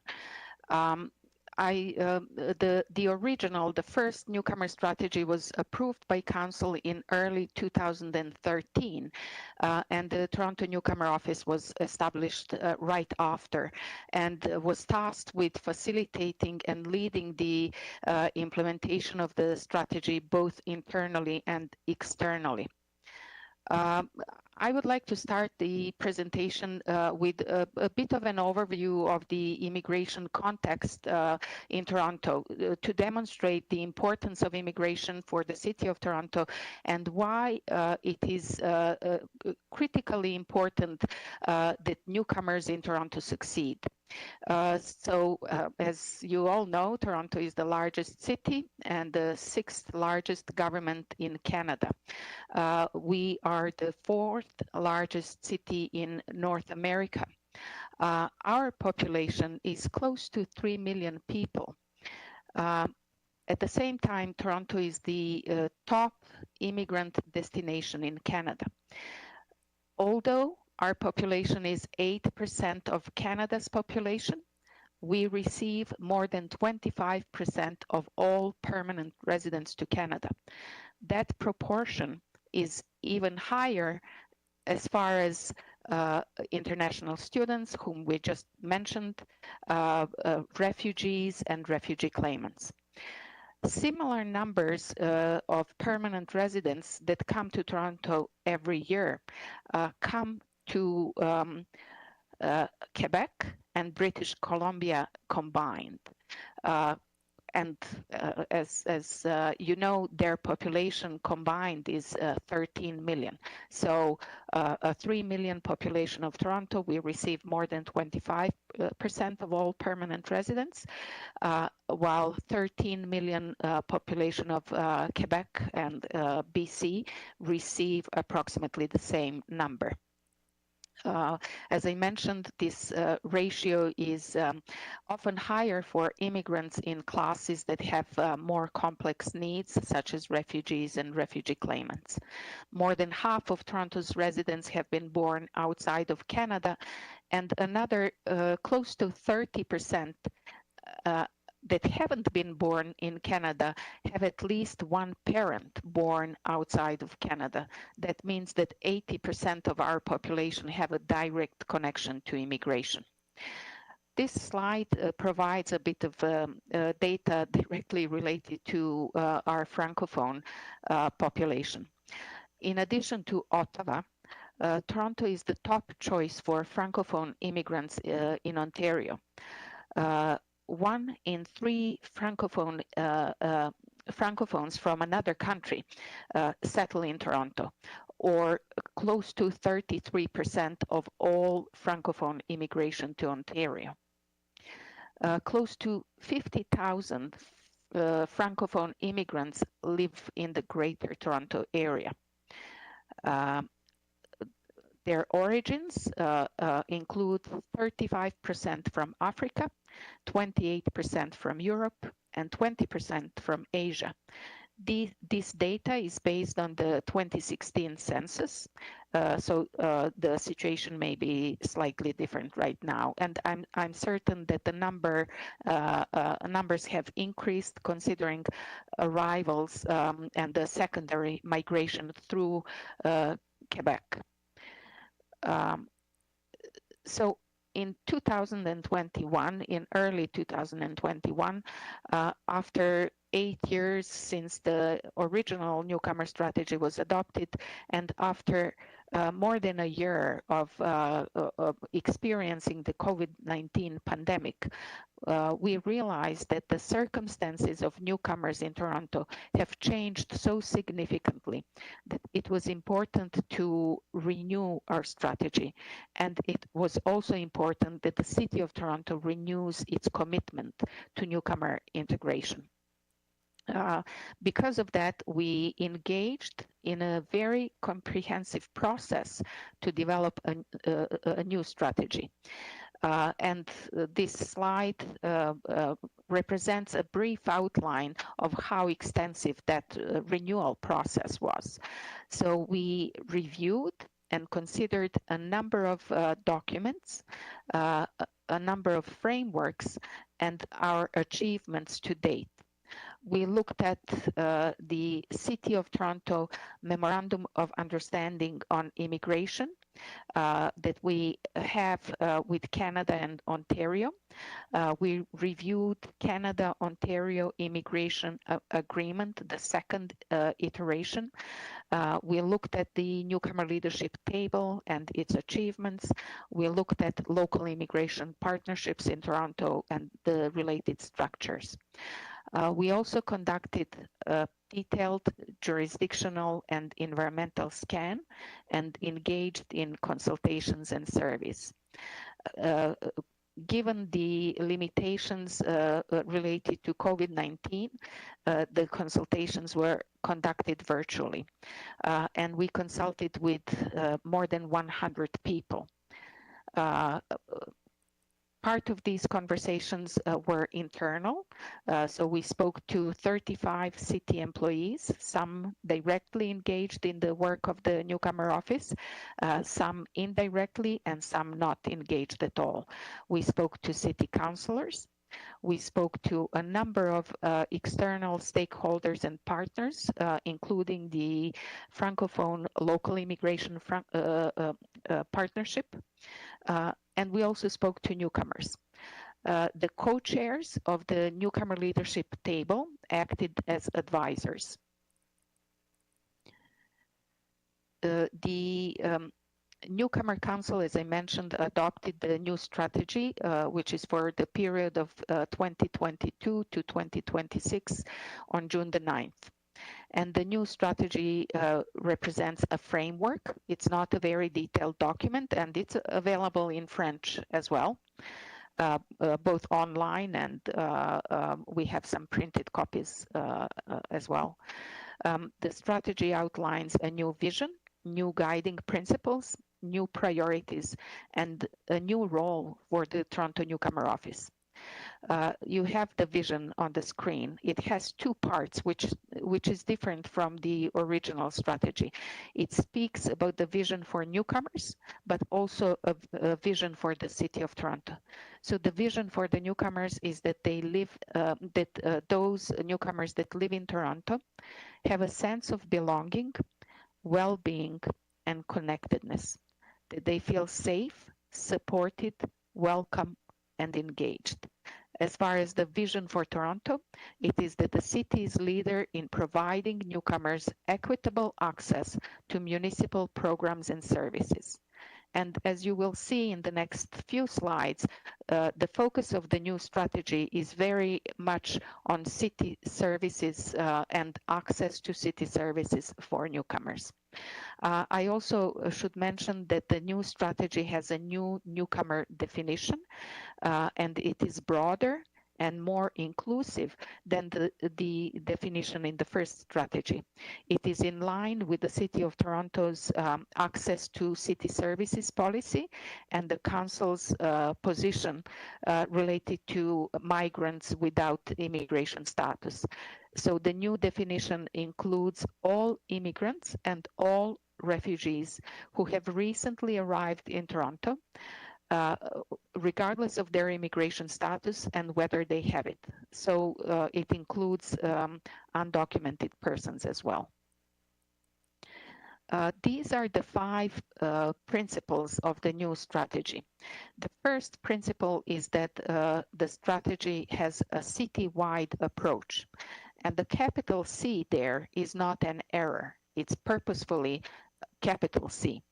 That means that the new strategy should be embraced and implemented by all parts of the city government, including elected officials, members of the public service, all employees of the City of Toronto, and all of our volunteers. The second guiding principle is the city's commitment to implementation related to 5 city roles. In 2014, the city became the first signatory of the Integrating Cities Charter. And that charter comes from Europe, and we are the first non-European city to become a member. The charter speaks to 4 roles of local governments, and these are a role of a policymaker, role of a service provider, employer, and buyer of goods and services. Through consultations and our research in developing the new strategy, we also identified a 5th role, and that role is of a convener, collaborator, and advocate. Diversity. City services must be sensitive to different circumstances and lived experiences due to a newcomer's immigration status, official language ability, intersecting identities related to race, gender, age, LGBTQ2 status, disability, and mental health. The principle of equitable access means that city programs and services that are critical for newcomer integration should be equitable, available across Toronto in response to need. And finally, flexibility. The city will be flexible in order to be able to address both anticipated and unforeseen changes affecting newcomers. And over the last 2 years, we have seen why that principle is so important. COVID-19 has impacted newcomer populations significantly and in some cases severely. And the City of Toronto had to be flexible in order to address their needs. This slide outlines the priorities for the next 4 years. The first priority is to improve newcomer access to city services through employee training, outreach, and communications. Training is essential, and in particular for frontline staff. And the Newcomer Office is currently developing that training. It is going to be about newcomers and about special considerations that our staff have to take into account when serving undocumented residents in particular. The second priority is to rigorously implement Access TO policy, and that's a shorter name for Access to City Services for Undocumented Torontonians. Through consultations and through our work, we know that undocumented residents of Toronto feel oftentimes fearful and intimidated and are not accessing city services. Full implementation will include training again, review of intake forms, review of the city's information management policies and documentation policies, creating of an approach to service, to accessing service for people that don't have IDs. And also we will enhance our collaboration with agencies working with undocumented. The third priority is to prepare and implement newcomer access plans. And I will speak about that in more detail with the next slide. The fourth priority, I touched on it, it's to convene, collaborate, and advocate on system-wide issues affecting newcomers. Many of the barriers that newcomers face are systemic and are beyond the city's mandate and ability to resolve them. And some have been mentioned throughout this meeting today. To address these system-wide issues, we have to engage and collaborate, partner across governments, across government departments, across agencies and sectors. This fourth role will give the strategy a broader impact, but will keep our focus on the city's role and the city's mandate. The fifth priority is to report on results. Reporting is essential for accountability and will be also essential for us so that we can identify where we need to improve and focus our efforts more. This slide shows the implementation timeline. Last year and this year, we have been working and focusing on developing supporting documents for the implementation, on establishment of a performance management plan. We are continuing with the implementation of the Access TO policy. And also the Toronto Newcomer Office is a local immigration partnership, a citywide local immigration partnership. So that's an ongoing role that we are continuing to implement and meet our commitments to our funder. The Newcomer Office is at most part funded by the federal government as a local immigration partnership. And later this year, we will be pilot testing the template for the Newcomer Action Plan. In 2023 and 2024, we will engage in phase 1 and phase 2 implementation. And what you have in that middle box is a list of different city divisions that will be implementing in a phased approach the the newcomer action plans. They will be developing them with our support and then also implementing them. And I'll just give some examples because there's many acronyms there. For example, shelter, support and housing administration, parks and people and equity, paramedics, purchasing, and then in phase 2, children's services, Toronto Public Health, Parks and Recreation, Economic Development and Culture, etc. In 2025, we will engage divisions in phase 3, and then in the final year, we will also conduct an evaluation and will engage in renewing the strategy and reporting on results. The final slide is about the role of the Toronto Newcomer Office, which is outlined in the new strategy. First of all, the Newcomer Office does not provide direct services.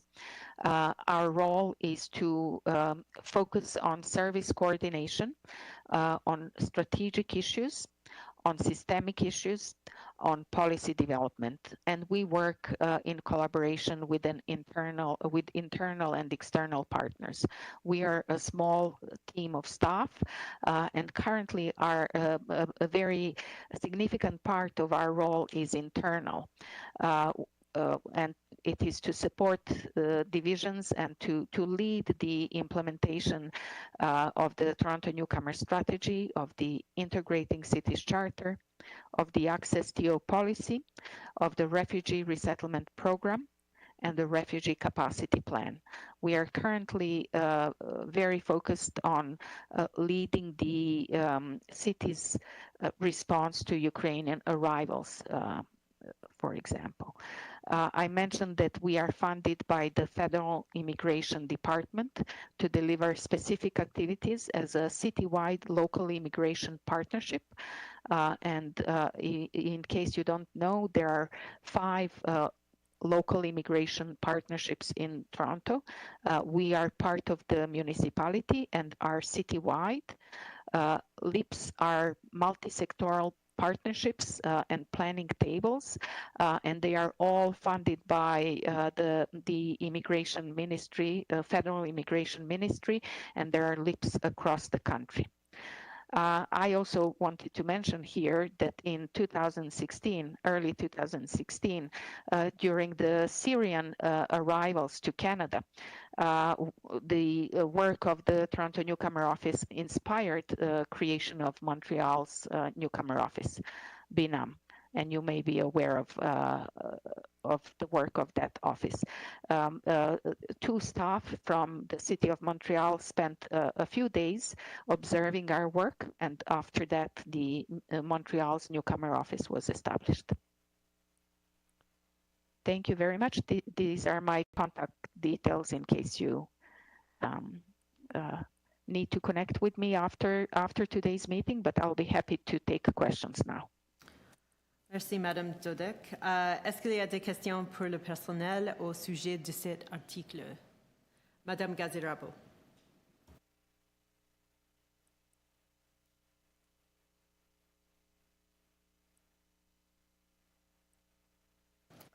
Oui, merci beaucoup, Madame la Présidente. J'ai deux petites remarques et une question. Dans la belle présentation, mais dans le contenu sur l'immigration francophone, merci de nous donner les statistiques, les nombres, mais j'aimerais aussi savoir s'il y a dans la breakdown des statistiques sur la répartition sur le genre. Combien de femmes, combien d'hommes, combien de familles, et surtout sur les statuts économiques des immigrants francophones à Toronto, ainsi que aussi la répartition sur la race des immigrants francophones. C'est une suggestion que j'aimerais avoir. Et puis ma question maintenant, J'ai beaucoup aimé les principes qui vont guider la stratégie.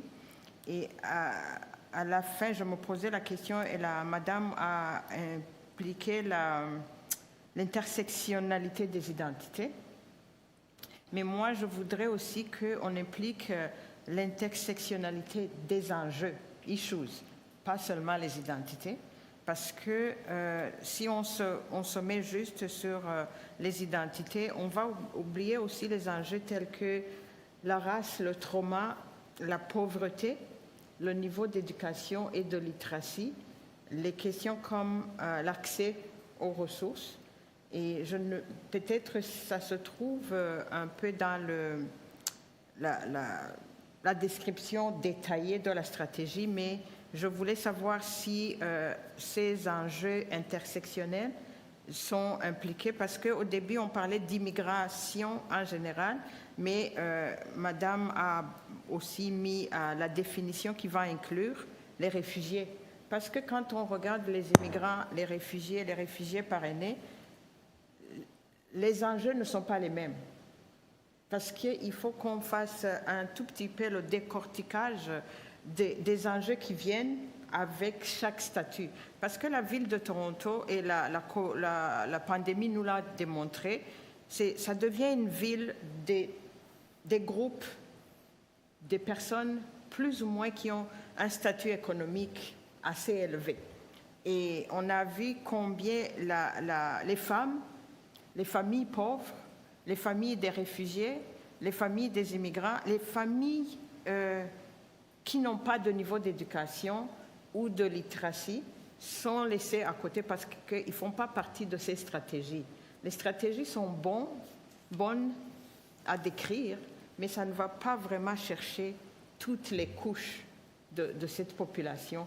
Et comme la population francophone est encore une fois minoritaire, il faudrait vraiment essayer de mettre plus spécifiquement quels sont les enjeux intersectionnels de ces identités francophones. Merci beaucoup.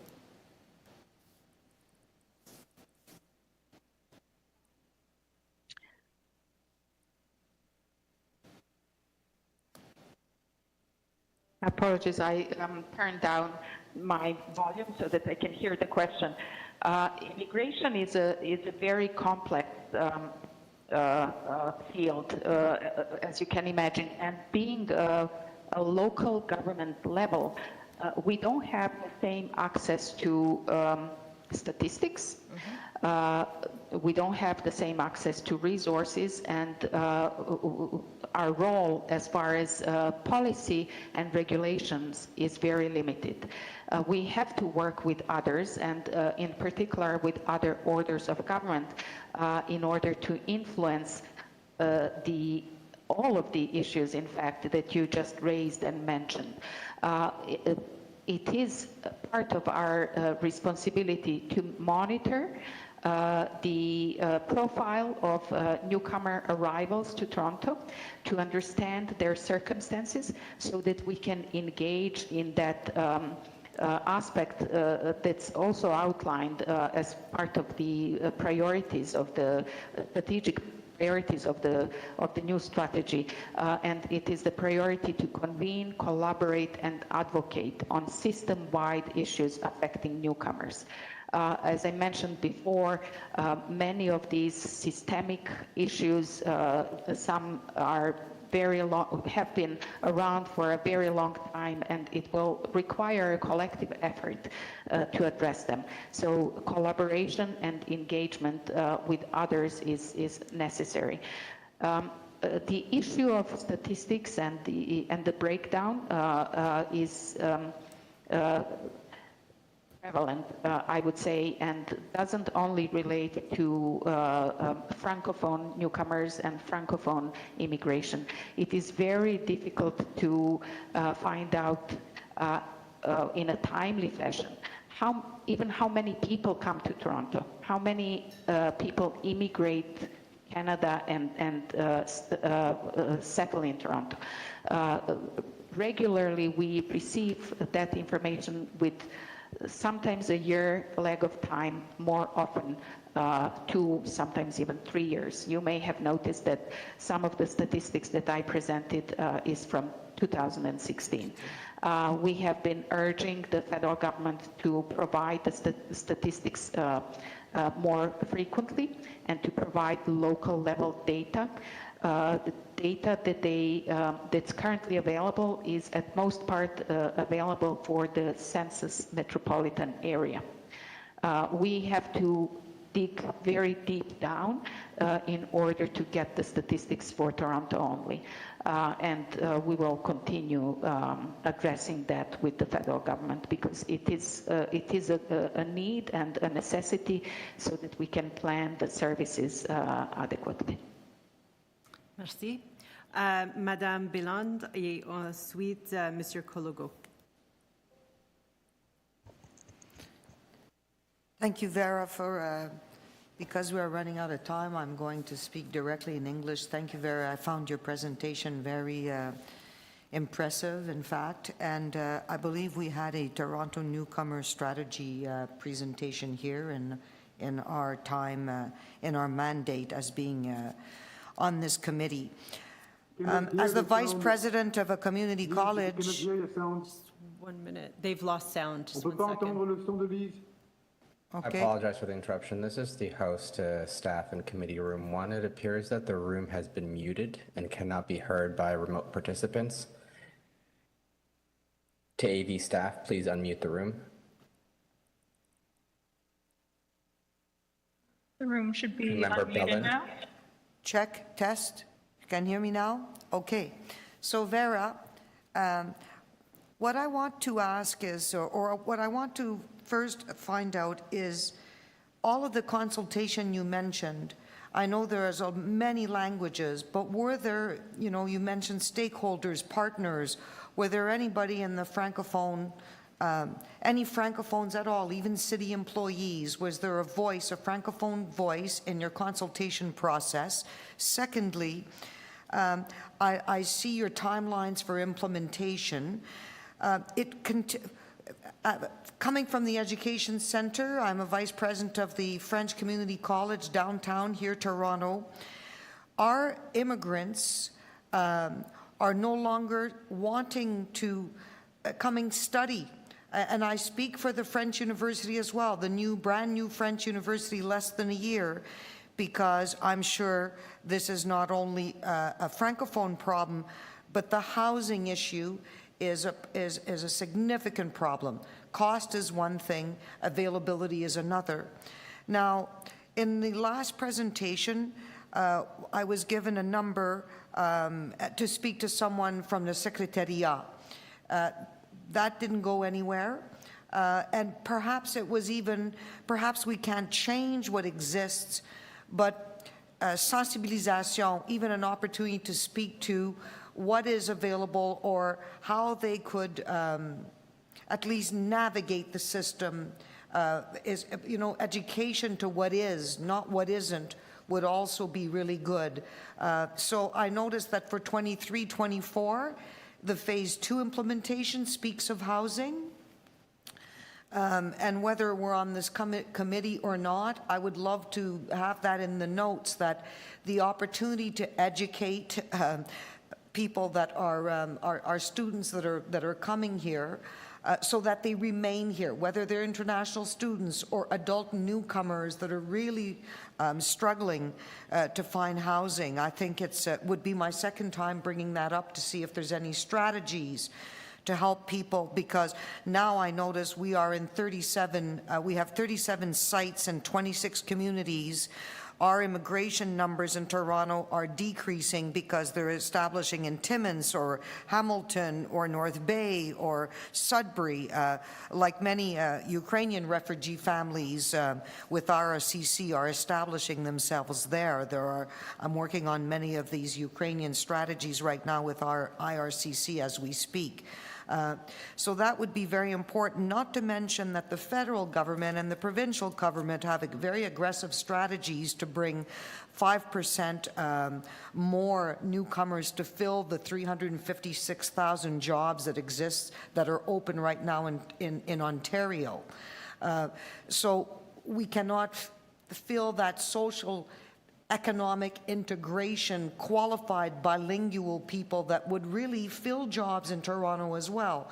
We can train them, but they have nowhere to live. And certainly, one, nowhere to live, and secondly, not anywhere affordable to live. So thank you very much for that. We would love to be involved if there's an opportunity to even have a voice or to have someone from Secretariat be able to help us with strategies to that manner. Thank you very much. Thank you very much for the questions. First of all, as far as the consultations, we had Francophone Voice and we had Centre de Francophone participate and the Francophone Réseau. As far as your other comments, you very eloquently outlined the concerns that we share with you.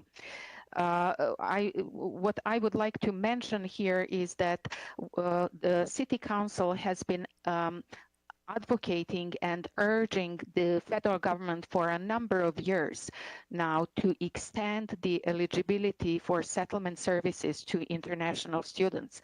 As you know, international students are here on temporary visas and they are currently not eligible to receive settlement services.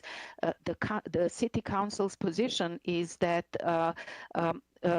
they should be provided with access to settlement services. They should be eligible to attend ESL or FSL classes as soon as they arrive to Canada. You probably also know that in the last year, 2 years, many of the international students were able to become permanent residents here in Canada and in Toronto. But what that meant is that they have been living here for a couple of years without the ability to access settlement services. So there's a lost time there and a lost opportunity for them to start on the right foot. Many of them have a desire to remain in Canada permanently, and the City of Toronto is interested in their success. We are going to housing is an issue that's an issue of concern for all of the newcomers, in particular those more vulnerable groups that I mentioned in my presentation, and the city is committed to working together with others to address the issue. Merci. Maintenant, c'est Monsieur Kologo et après, c'est Monsieur Charles. Merci, Madame la Présidente. Merci encore à la présentatrice de nous avoir fait une très belle présentation et surtout pour la mise à jour de la stratégie pour les nouveaux arrivants. En fait, les questions que j'avais ont déjà été posées et j'ai reçu des réponses. Donc, j'ai plus de questions là. Merci.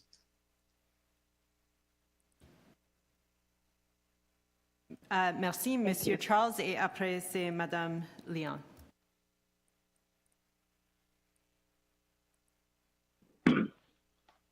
Ok, merci beaucoup pour votre présentation. J'attendais avec impatience d'assister à cette présentation sur les nouveaux arrivants.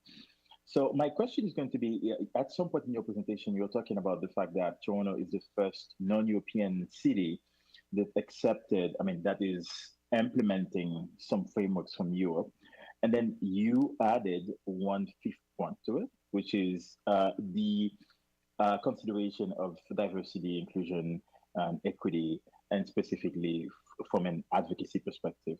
So I was wondering, how do you take that into account? So one of my colleagues asked about whether there are any Francophone voices in the type of decisions that you make and then the process. But I was wondering, in terms of advocacy, how do you take into account the voice of different communities in Toronto, particularly the Francophone communities? What is the process? Can you tell us in details, if you can, how that happens? So when do you contact the people? Who are these people? And then what is the process for these people to contribute to whatever they contribute to, and then what is the process for you afterwards to kind of report on what these people they have contributed to? Because I'm sure they're members of communities.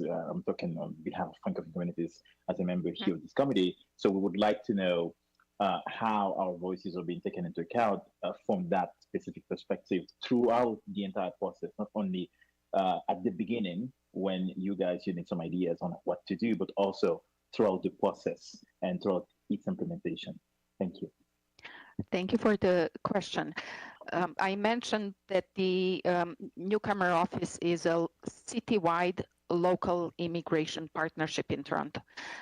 Each of the local immigration partnerships based on our contracts with the Immigration, Refugees and Citizenship Canada is required to have a council, a table of members. That table for us is called Newcomer Leadership Table. The Newcomer Leadership Table has more than 35 members, probably now more than 40 in fact, and the membership represents a cross-section of different sectors, including the nonprofit sector, education, health sector. A number of city divisions is represented at this table, and also the Francophone local immigration partnership. At each of our meetings, we have at least 2 members from the réseau attend, and they represent the interests and the views of the Francophone community. They also provided input to the development of the Newcomer strategy. Last fall, I presented, there was a conference for Southwest Ontario, where I presented about our work to the coalition of Francophone local immigration partnerships. So there's many opportunities and events where we always make sure that we include Francophone voice. Another example is the Toronto Newcomer Day, which happened just last week on Wednesday, May the 25th. It's an annual event that was established in 2015. It was this year was the first time after the COVID that we had an in-person event and now, you know, it's been 8 or 9 years since we have been celebrating the day. We always have an information fair on Nathan Phillips Square, and at least 2 or 3 booths in this information fair are from Francophone organizations. A total of 50,000 attendees since 2015 participated in this event. It's one of the largest events on the City of Toronto's calendar. Okay, so I'm just going to add, and then I'm going to finish with that question. So one thing you mentioned in your presentation, and thank you for your answer. One thing you mentioned in your presentation was that for a number of years now, you have been advocating towards the government to include international students as part of, people who could receive settlement services. And I'm thinking about Francophone international students. That would be something great for them to get to know the country better, to get to know what the city has to offer, and to be able to project themselves into the future, whatever, decision that they make. So what has been the most difficult aspect of, or the most difficult thing for you not to get the result on that? So I guess my question is, what can we do as a Francophone community in Ontario, in Toronto, to put pressure on the government in order for them to consider, international students as people who should receive or who should participate also in the settlement services? And because last year, 90,000 international students received invitation to apply for permanent residency, and I'm sure there are a lot of Francophones. So what can we do as a community, in addition to the work that you guys are doing at your office, to keep putting pressure on the government in order for that to happen? Thank you for that comment and for that question. The position that I described is a position of the City Council, and the Newcomer office provided advice and input in that position. City Council or the City of Toronto, after the based on the City Council's direction, sent letters to the federal government to urge them to extend eligibility to settlement services to international students. And that has happened already 2 times. It is important to keep the issue alive and to continue reminding the federal government of the importance to do just that. I think the experience through COVID-19, where people who had temporary status or no status at all have been impacted significantly. There were many even tragic cases, heartbreaking cases. It is the right thing to do. And as you mentioned, the 90,000, many will become permanent residents, but they have lost 2-3 years where they struggled and were not able to attend classes or were not able to get information the day they needed it, but perhaps later through a channel that may not be the most reliable. So it is a very important issue.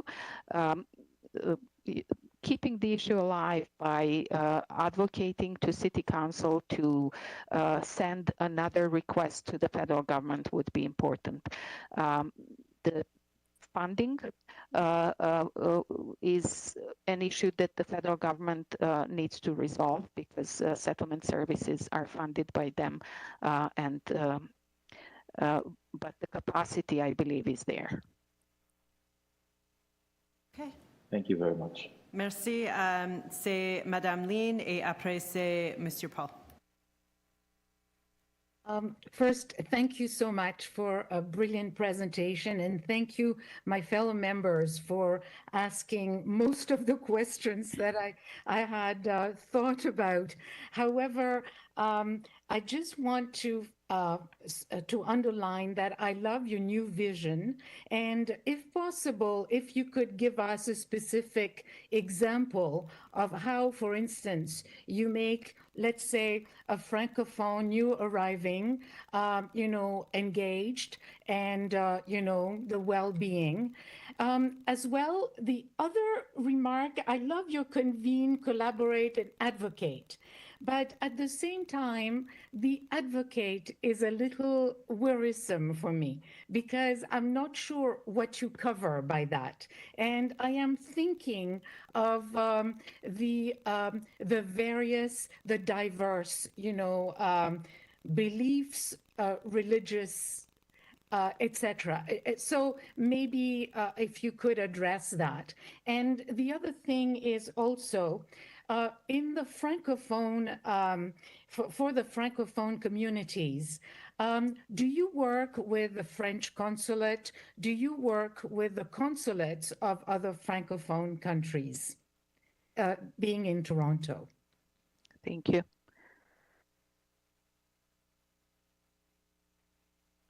I'll go back to your first question about the new vision, about engaging newcomers and ensuring that they have a sense of belonging, of well-being, and that they are connected. The new strategy focuses very much on access to city services. I mentioned about training of city staff. I think that's going to be a critical piece in ensuring that newcomers that are approaching the city, that want to access city services, that they feel welcomed, that they feel that they are home, that they feel that they belong, regardless of their immigration status. That is going to be a focus of our work for the next couple of years, and we have a lot of work to do. I think events such as the one that I mentioned, the Newcomer Day, and we have other events like that, showcase those open arms, because we invite everyone to participate in the day, not only newcomers. We invite Torontonians, those that have been here for a long time or a short time or have been born here, to come and help us celebrate newcomers and recognize their important contributions to our city. regarding the word advocate, what is important there is that we are required to report to City Council annually. And in many instances, I spoke about the example of access to settlement services. That is not something that I, as a manager of the Newcomer office, could go out publicly and advocate for something like that without an official position by the City Council. As public servants, we can present our opinion to City Council members, and we present a variety of solutions. It is the Council's decision, ultimately, what the Council will advocate on. And then finally, working with the consulates, it is so the city has an office that deals with intergovernmental affairs. We also have a protocol, and they would be probably the first ones to interact and collaborate with various consulates. But there are circumstances in which the Newcomer office has been directly engaged with consular sections, and they are regularly about situations where there is a disaster somewhere outside of Canada, and there is a community here in Toronto that's impacted by that emergency or disaster. In these circumstances, we either proactively or reactively engage with the consular sections to see how we can support or how they can support our work. Okay, merci. Monsieur Paul. Thank you, Jennifer. And actually, as everybody said, a lot of questions were asked and a lot of answers were done and were given. So thank you so much for the presentation. And I have nothing to add. Thank you. Thank you. Okay, thank you. Other questions, Madame Girard? Yes, I wonder if I can make a suggestion, and I think that our presenter mentioned the advocacy to IRCC, and I think that's the key. That's certainly part of the solution. It's a multi-layered solution because it's a multi-layered problem. But I wonder if it would be possible to send a letter in the name of a committee to the MP, to the minister, of IRCC, and the parliamentary assistant, who happens to be Marie-France Lalonde, who is the former Minister of Francophone Affairs of Ontario and understands the Ontarian situation extremely well, and a Toronto one. So I just wonder if it would be something that this committee could take on. So I'll let the clerk answer what we can do as committee, or do if we need to recommend to council and then council sends it. So maybe you can provide us guidance on that. Yeah, so as an advisory committee to City Council, this body does not sort of advocate independently of City Council. So the solution would be to recommend through the appropriate committee to express this and the recommendation to write a letter. Yeah. So we can do a motion that will go to probably through the Economic Development Committee and Social Development Committee, and then they would forward that on to City Council. So what I would suggest maybe we do is we stand down this item, which can give us time to craft the proper language on it, and then we can come back to the item after item 4, if that works. Okay. Does anybody have any other questions on this item? I happen to have a meeting with Marie-France Lalonde on Monday, June 13th, about immigration. And Vera, I think I wanted to just provide the, again, thank you for all of this. community colleges today are far more than post-secondary. I spoke of international students, but I know that have settlement services. Colleges have settlement services, both provincial and federal. And as a small Francophone college, I know that we helped 4,000 newcomers this year, let alone international students. We work on LIPS.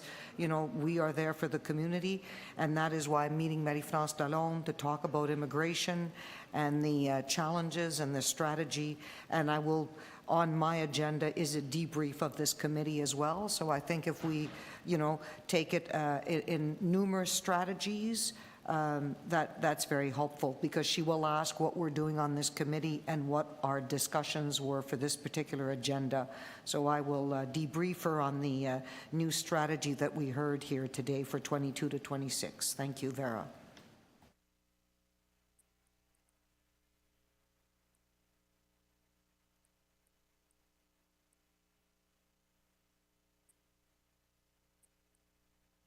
I'm speaking without my microphone on. My apologies.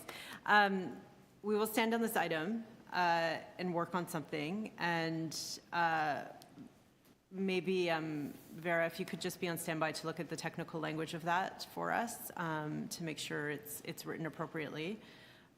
We'll work on that with you while the next item is happening. Okay. Anybody else questions on this point? We'll come back to it so you can also speak again to it. Okay. Great. So while that is happening, I will introduce notre dernier article est FA 8.4, Comité consultatif sur les affaires francophones de Toronto, rapport de la fin du mandat. Il y a un rapport de personnel avec une recommandation. Pat Tobin, le directeur service des arts et de la culture, division du développement économique et de la culture, est ici pour nous présenter et pour répondre aux questions. Over to you, Pat. Merci, Madame la Présidente. Bonjour, merci pour avoir m'invité pour présenter le rapport à la fin du terme pour le comité. Comme dit Madame la Présidente, le comité consultatif sur les affaires francophones de Toronto a été établi au début du terme. Il y avait à ce moment-là 2 changements suite à la revue du comité du le prochain terme. Les changements ont été d'établir des membres les membres publics, les membres non affiliés, je dirais, mais aussi d'établir la nécessité de fournir un rapport final à la fin du terme. Alors, le mandat du comité, grosso modo, comprend 2 choses.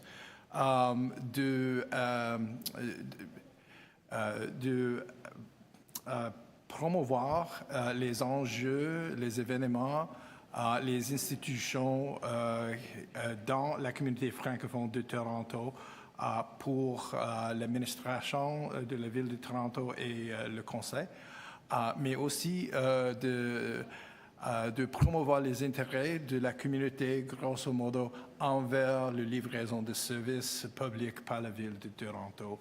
Et je vais regarder le travail du comité à travers les 2 grands objectifs brièvement ici.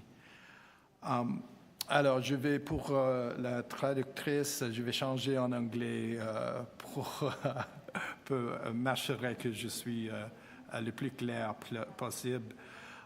Over the 2018-22 term, across this being the 8th meeting of the committee exercised its mandate across a range of issues. For those 2 objectives, I'll treat first the informational and advocacy point, and then we can talk about city services and the position of the committee to improve those in service of the Francophone community. In terms of information items, this committee dealt with such matters as the establishment of the University Francophone de l'Ontario, Also, cultural events of significance for the Francophone community, La Francophonie en Fête, some of the festivals mentioned today by our visitor, Catherine. Also, conversations regarding raising the profile of Francophone community organizations providing excellent service to the community. And I recall, par exemple, la Fédération des gens d'affaires francophones de l'Ontario. And finally, as noted today, the work of the Bureau de Québec at Toronto. So certainly a lot, I think, of good work by the committee to highlight, again, Francophone institutions, issues, and other matters over the course of the term.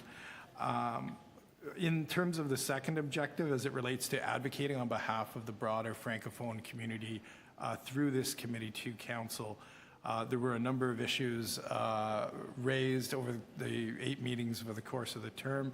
I'll touch on just a few now. One that arose again today is the fashion by which the City of Toronto collects demographic data and whether or not that offers an accurate portrait to inform service delivery of the Francophone community and all its diversity. And we touched on some of those issues today. There were subsets of that conversation over the course of the term. Questions were raised today about economic data. There was a presentation made, for example, on labor market participation of Francophones with some intersectional analysis that was provided. And I think, as was the case with Vera today, I think the committee's advice has been very useful to various parts of the city as it pursues a data for equity or disaggregated data strategy. I'm just going to stop to ensure. Just checking with clerks, apologies.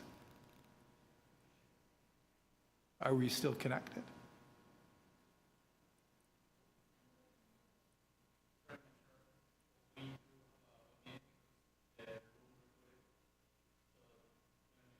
Okay. So members, we're just going to ask you to stand by. The IT in the room has rebooted. So we've all lost our ability to see you. So we just need a minute to get that back online.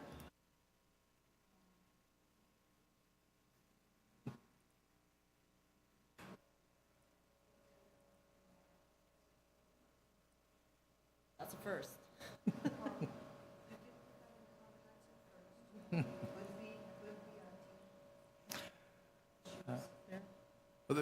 It's only been really since April.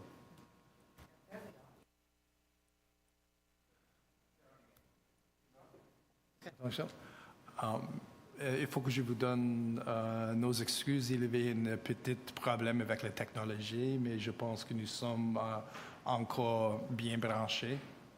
Oui, merci. Alors, je vais recommencer ma présentation en anglais. Again, among the issues that the committee advocated for a number of senior officials from the city were the statistical representation of the Francophone community, its diversity, and again, really valuable input as the city is working hard on improving its analysis of demographic data through a disaggregated data or data for equity strategy. There was also meetings with Brad Ross, the city's chief communications officer, regarding the provision of city communication services and how they are or are not reaching the Francophone community across the city of Toronto. There were conversations with respect to cultural funding, presentation from the Toronto Arts Council regarding their service to the Francophone community and their funding of the Francophone community.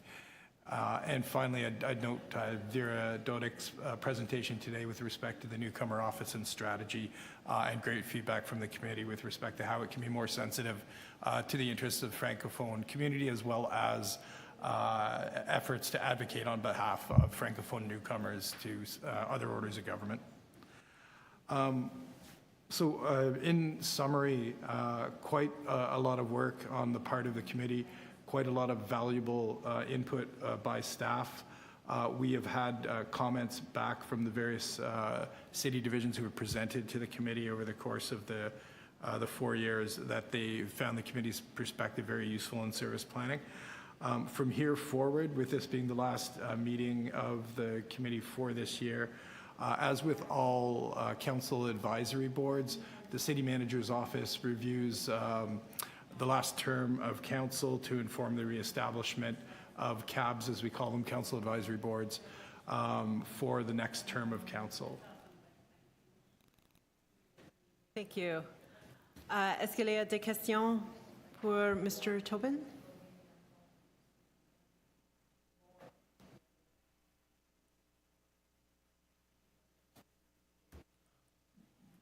Monsieur Kalogo, go ahead.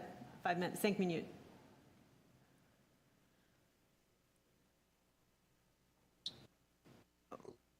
Rapport très détaillé qui résume l'ensemble des actions qui ont été menées par le comité consultatif.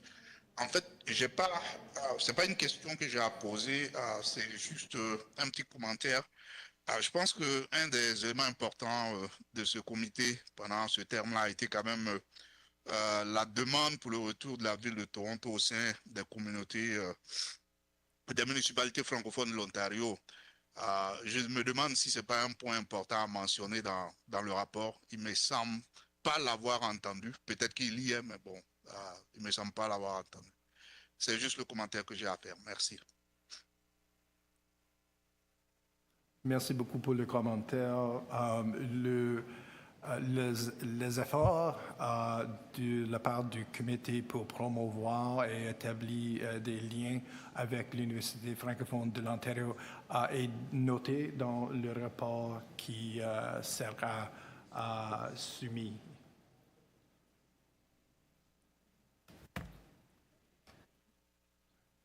En fait, Mon commentaire n'était pas relatif à l'université francophone, mais plutôt au retour de la ville de Toronto au sein des municipalités, de l'association des municipalités franco-ontariennes.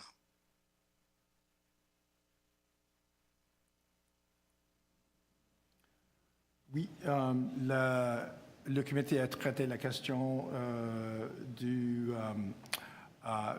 rôle de la ville de Toronto dans quelques organisations multilatérales qui comprend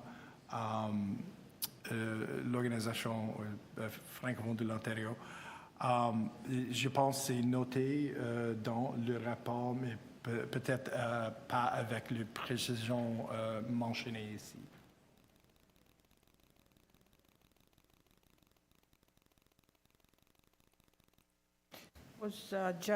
Thank you very much for the report.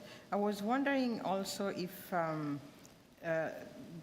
we had a presentation, a communication about the confronting anti-Black racism. I was wondering if it's under the communication or if it's just forgotten. Merci pour la question, Madame Gazarabo. Le rapport comprend le plan de travail pour le comité. Il y avait sur page 4, il y a une mention du rapport présenté par la Division du développement social et finances lors de la réunion d'octobre 2021, mais de façon très... Ouais.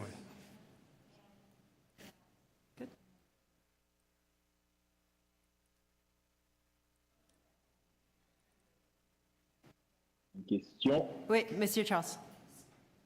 Oui, alors, c'est pas vraiment, oui, une question / commentaire.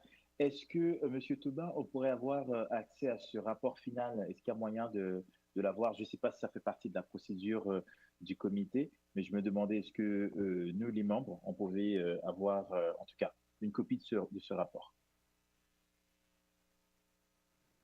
Merci pour la question. Il faut que je vous donne mes excuses parce que c'était un peu difficile de vous entendre. Est-ce que vous pouvez, s'il vous plaît, reposer la question? Oui.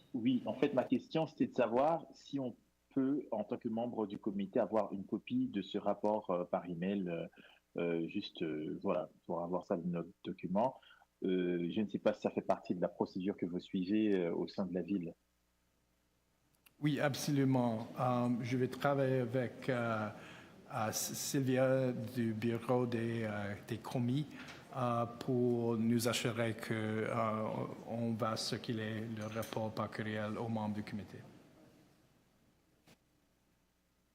Merci beaucoup.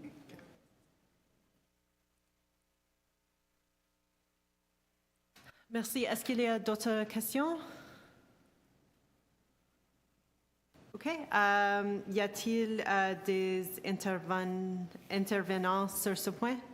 Any speakers on this item? OK. Seeing none, y a-t-il une motion pour adopter la recommandation du personnel? Monsieur Charles, en faveur? Contre? Motion adoptée. OK. The clerk needs a minute. So we're going to stall for a minute. You can go fill your waters.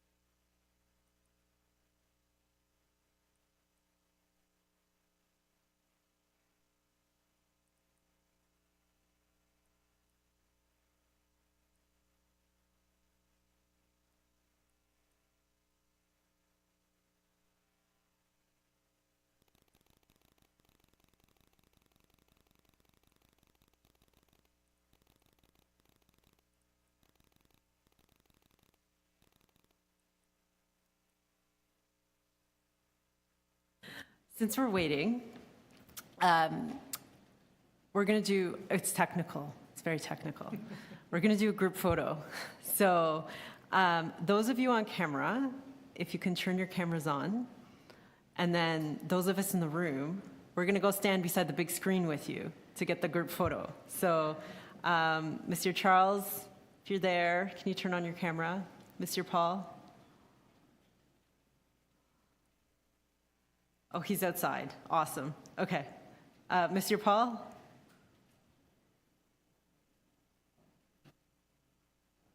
Serge? Okay, we'll get the photo. So we're going to go over to the screen and we'll get a photo with all of you. Okay.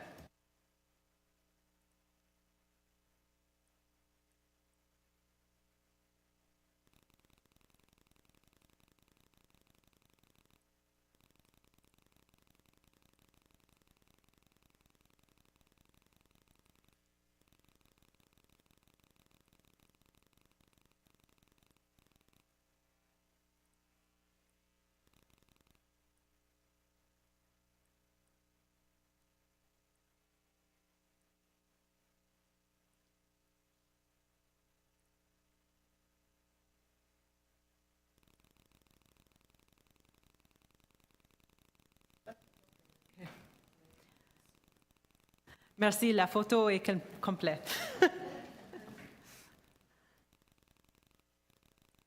Merci beaucoup, Madame McKelvey, pour tout votre travail pendant les dernières années aussi, et Monsieur Tobin aussi. C'est grandement apprécié de la part de notre comité, parce que je sais que Monsieur Serge n'est pas là, mais ça a été tout un plaisir de faire partie de ce beau comité aviseur pour la francophonie de Toronto, du Grand Toronto. Merci beaucoup.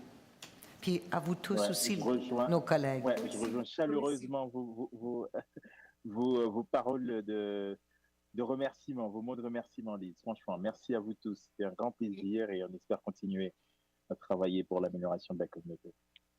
De même, de ce côté-là, merci infiniment à tous et à toutes. Et Merci, merci pour l'enrichissement et également aussi pour l'humanité. Merci.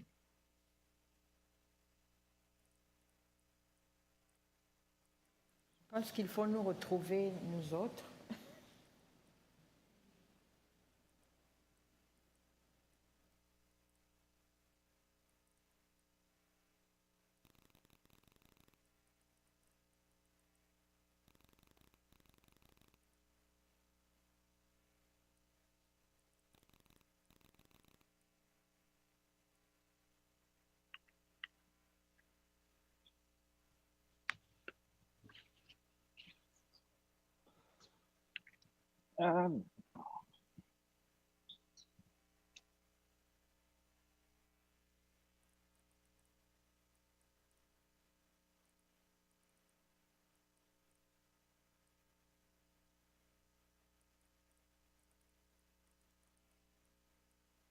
Est-ce que la séance est levée ou on attend encore?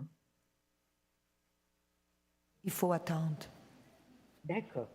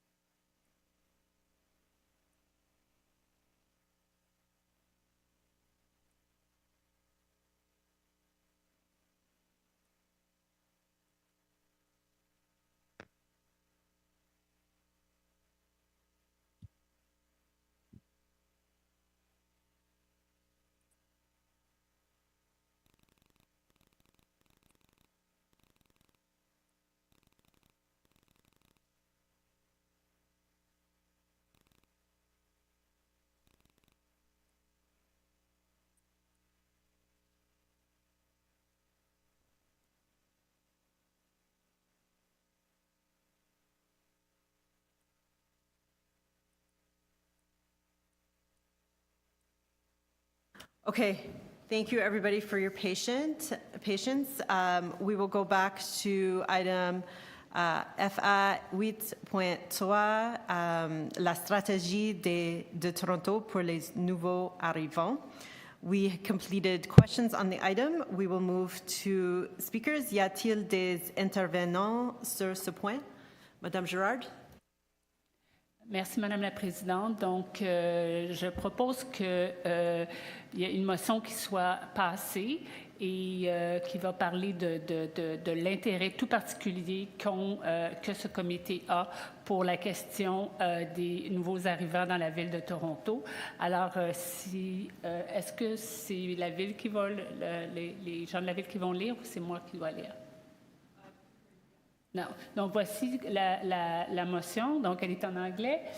That the Francophone Affairs Advisory Committee recommend that City Council direct the manager Newcomer office to ensure that Toronto's Francophone population plays an active role in the implementation of the Toronto Newcomer Strategy 22-26, and to report back in 2023 to the Francophone Affairs Advisory Committee on the Economic and Community Development Committee as appropriate on the involvement of Francophone communities.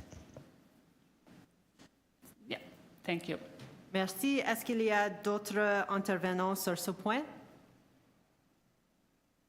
Okay, seeing no additional speakers, we will vote on the item. Madame Girard est le proposeur. En faveur? Contre? La motion est adoptée. Okay. That, I believe, completes our agenda. We have no other items. Thank you so much again, everybody. Thank you for your patience with the break. That's a wrap.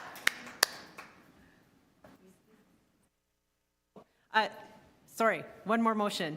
J'ai besoin d'une motion pour excuser Monsieur Mayou pour de la réunion, Madame Balland et le proposeur en faveur. Contre, c'est passé. Maintenant, nous sommes finis. Merci beaucoup à tout le monde. Merci, merci. Merci à tous. Bon été. Bon été.